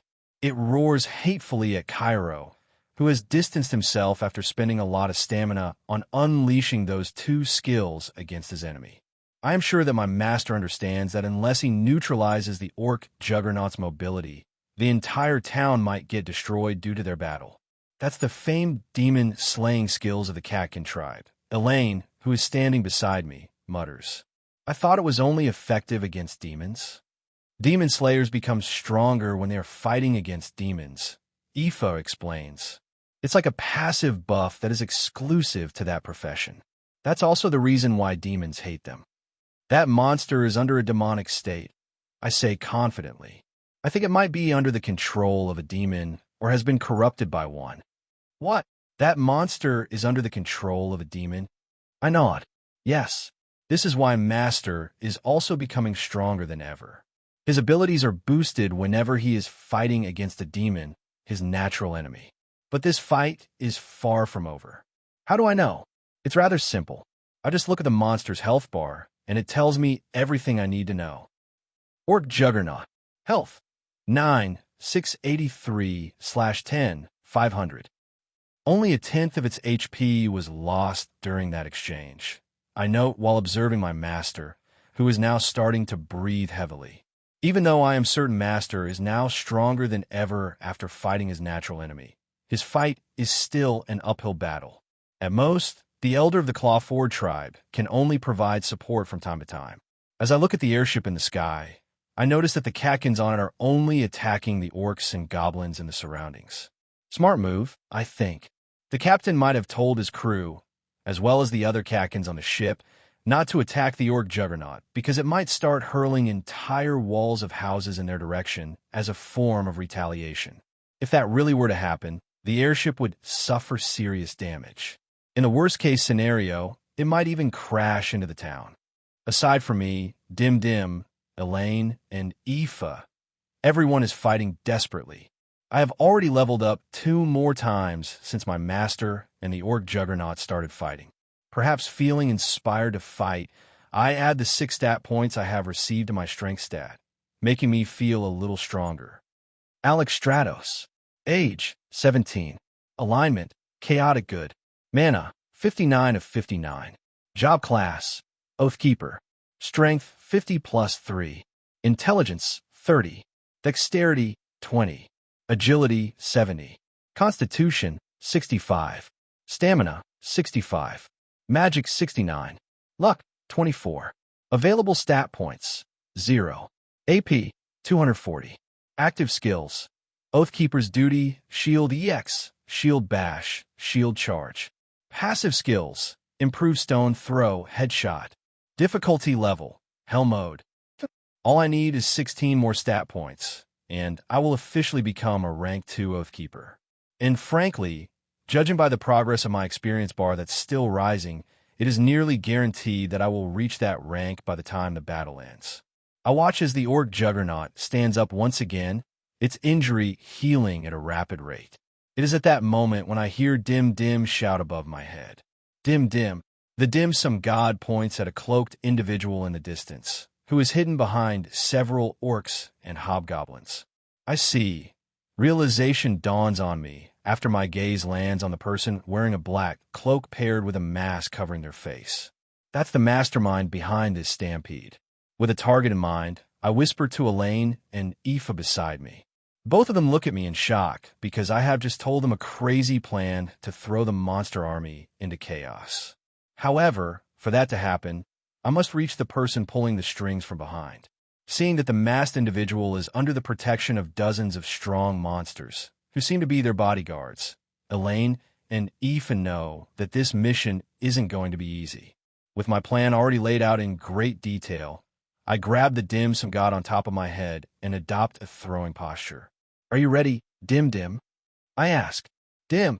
Dim Dim replies affirmatively. Go for it. I shout before throwing the little guy towards the airship with all my might. In order to reach my target, I need the captain's help in clearing a path that leads to the cloaked individual so that Elaine, Aoife, and I can execute my daring plan of going deep behind enemy lines. Remember, lads, hit them, and hit them hard, the captain of the airship, Gil Rogers, shouted. If any of you start slacking, I'll throw you off my sure rack. Something white and soft hit the captain on the face, interrupting his speech. What in the tarnation is happening? Captain Gill asked as the unidentified object which had hit him now perched itself on top of his steering wheel. Dim Dim. Huh? You look oddly familiar. Dim Dim. Ah, yes. You are the Oathkeeper's companion. What are you doing here? Dim Dim then began to explain Alex's plan, prompting the captain to use his telescope to look at the battlefield. When he spotted the person whom Dim Dim was talking about, he whistled and gave an order to his crew. Change of plans, boys. Captain Gill shouted. All hands prepare to strike. The target is that bastard wearing that black cloak over there. Looking in the direction their captain was pointing at, the Catkins on board the airship noticed the suspicious individual oddly under the protection of the goblins and the orcs. That rascal is the mastermind of this monster stampede, Captain Gill explained. Let's show him the might of the Clawford tribe. Yes, the resounding affirmation of the warriors on the airship spread on the battlefield, as their captain spun the steering wheel to the right, making the ship circle around the battlefield. Fire at will. Captain Gill ordered the moment they came within range of their target. A barrage of arrows and spells rained down from the sky, catching the cloaked person by surprise. Using their magic, they created a barrier to defend themselves from the attack, not caring about the lives of the monsters around them. Screams of pain, anger, and frustration reverberated in the surroundings as monsters died one after the other. The goblin shamans, goblin archers, and goblin mages retaliated, but Captain Gill was already prepared for their counterattack. Don't underestimate my ship, you bastards! Captain Gill shouted and activated the barrier of his ship. I fought in the Great Pirate Wars during my prime. Do you really think that my ship can't handle a beating? Boys, get them!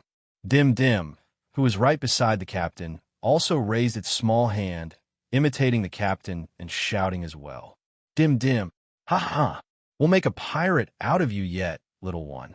Dim Dim. Oh, your best friend is a pirate and owns a ship bigger than mine? Dim. Ha ha ha. She sounds like someone incredible. Ahem. The dim-sum god raised its body proudly because its best friend was truly someone incredible. Captain Gill chuckled and once again turned the ship so his forces could unleash their second barrage at the suspicious individual who had started to escape from their line of sight. It was then that the captain saw 3 airships heading in their direction, and the flags they bore made him smirk. It looks like the kingdom treats this place of great importance, Captain Gill muttered. The 3 airships were, in fact, battleships from the Kingdom of Avalon. They had traveled from the capital city of Harmonia after getting a report that the town of Eloria was about to face a monster stampede. The moment the 3 ships started their aerial bombardment, the defenders of the city cheered in unison. The orc juggernaut that Cairo was facing wasn't spared from the ship's bombardment. A fireball spell hit it just in time before it landed a successful blow on Cairo, who who had been momentarily distracted after getting hit in the arm by a stray arrow from a goblin archer. The swordsman had been forced to use his arm to block the attack, for it would have otherwise hit his chest, which would have led to a serious injury. Cairo immediately distanced himself from the monster and watched as more spells rained down on it from above. He had only fought the orc juggernaut because he hadn't wanted others to get hurt fighting it. So the moment help arrived, he was more than happy to leave the rest to the reinforcements. Since his battle was already over, he glanced in the direction where his disciple had stood earlier. He frowned when he didn't see the young man. "Have you seen Alex Elder?" Cairo asked. "Huh? Isn't he just over there?" The elder was about to point in the direction of a shelter, but their Oathkeeper was no longer there. "Did any of you see the Oathkeeper?" Cairo asked the rest of the Catkins, who were busy fighting around them. Due to how intense their battles were, they didn't have time to pay attention to their surroundings, so no one saw Alex leave his spot. Cairo no longer hesitated and jumped on top of a roof to get a better view of the town. Half a minute later, he saw his disciple running down one of its alleys with Elaine and Aoife by his side.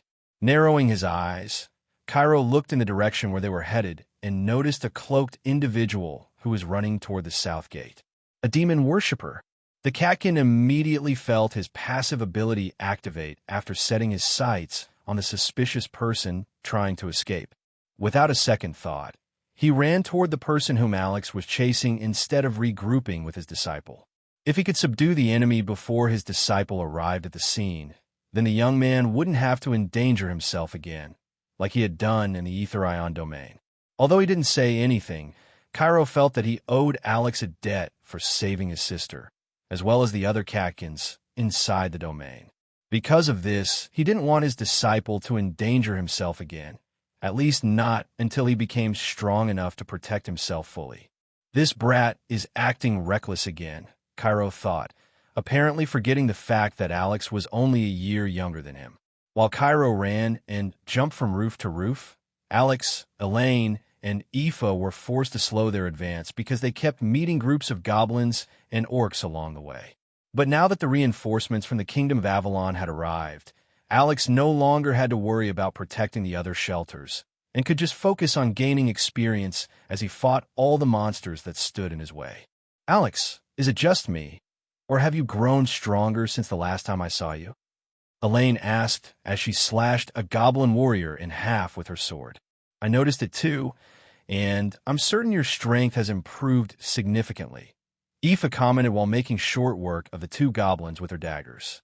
"I changed my job class and have experienced many life and death battles as of late," Alex answered before using his shield to bash the body of a hobgoblin, allowing Elaine and Aoife to both land the killing blow. Although the hobgoblin was a rank 3 monster, it now looked like a slightly bigger goblin warrior to him after his encounter with the mutant red-striped zebra jumping spider in the Aetherion domain. Granted, Alex wouldn't be able to kill it in a one-on-one battle easily, but he at least knew now that he had the abilities to fend off the attacks of rank 3 monsters and below and survive a battle with them. Nothing could beat actual combat experience, and his trial in the Aetherion domain had honed his fighting skills. Still, we won't be able to catch up to that weirdo with the number of enemies blocking our path, Elaine pointed out as she swung her blade against another goblin who had lunged at her from her right side. At that moment, the airship of the Clawford tribe flew above their heads, and something small and white fell down and landed on Alex's head. Dim Dim. Dim Dim announced its arrival with a big smile on its face. "Welcome back, Dim Dim. Good job earlier." Ahem. The Dim Sum god felt proud because it had been able to help everyone by telling Captain Gill to target the cloaked individual who seemed to be the mastermind of the monster stampede. Dim Dim reported that it had seen Cairo jumping from roof to roof in pursuit of the alleged mastermind behind the monster stampede. "Oh," Alex smiled faintly. "Master is pursuing that person alongside the airship?" Dim Dim nodded. "Dim. Good." Alex smiled. "Now we just have to gain some experience points and level up." Dim Dim. 2 minutes later, the young man heard 2 notification sounds inside his head, making his eyes widen in shock. Level up. Level up. He could understand leveling up once, but leveling up twice instantly was a first even for him. Fortunately, It didn't take long for him to understand what just happened. Your allies have slain the orc juggernaut. You gain plus 200 Arcana points. You gain the item Juggernaut's Belt as a reward. Juggernaut's Belt. Item grade, super rare. Stats, plus 3 to all stats, including magic and luck. Passive skill, enhanced rush. Effect, any skills that increase movement speed, including offensive skills like shield charge, will gain a 30% increase in movement speed and an additional 30% damage upon hitting the target. Sweet. Alex grinned after seeing the information about the reward item that he received for free. Items that granted a direct increase in magic and luck were highly sought out by players, because these stat parameters couldn't be increased using normal means. The young man then glanced at his skill tab, where he could see the progress of the skill that he was currently trying to learn at the moment. Shield Charge.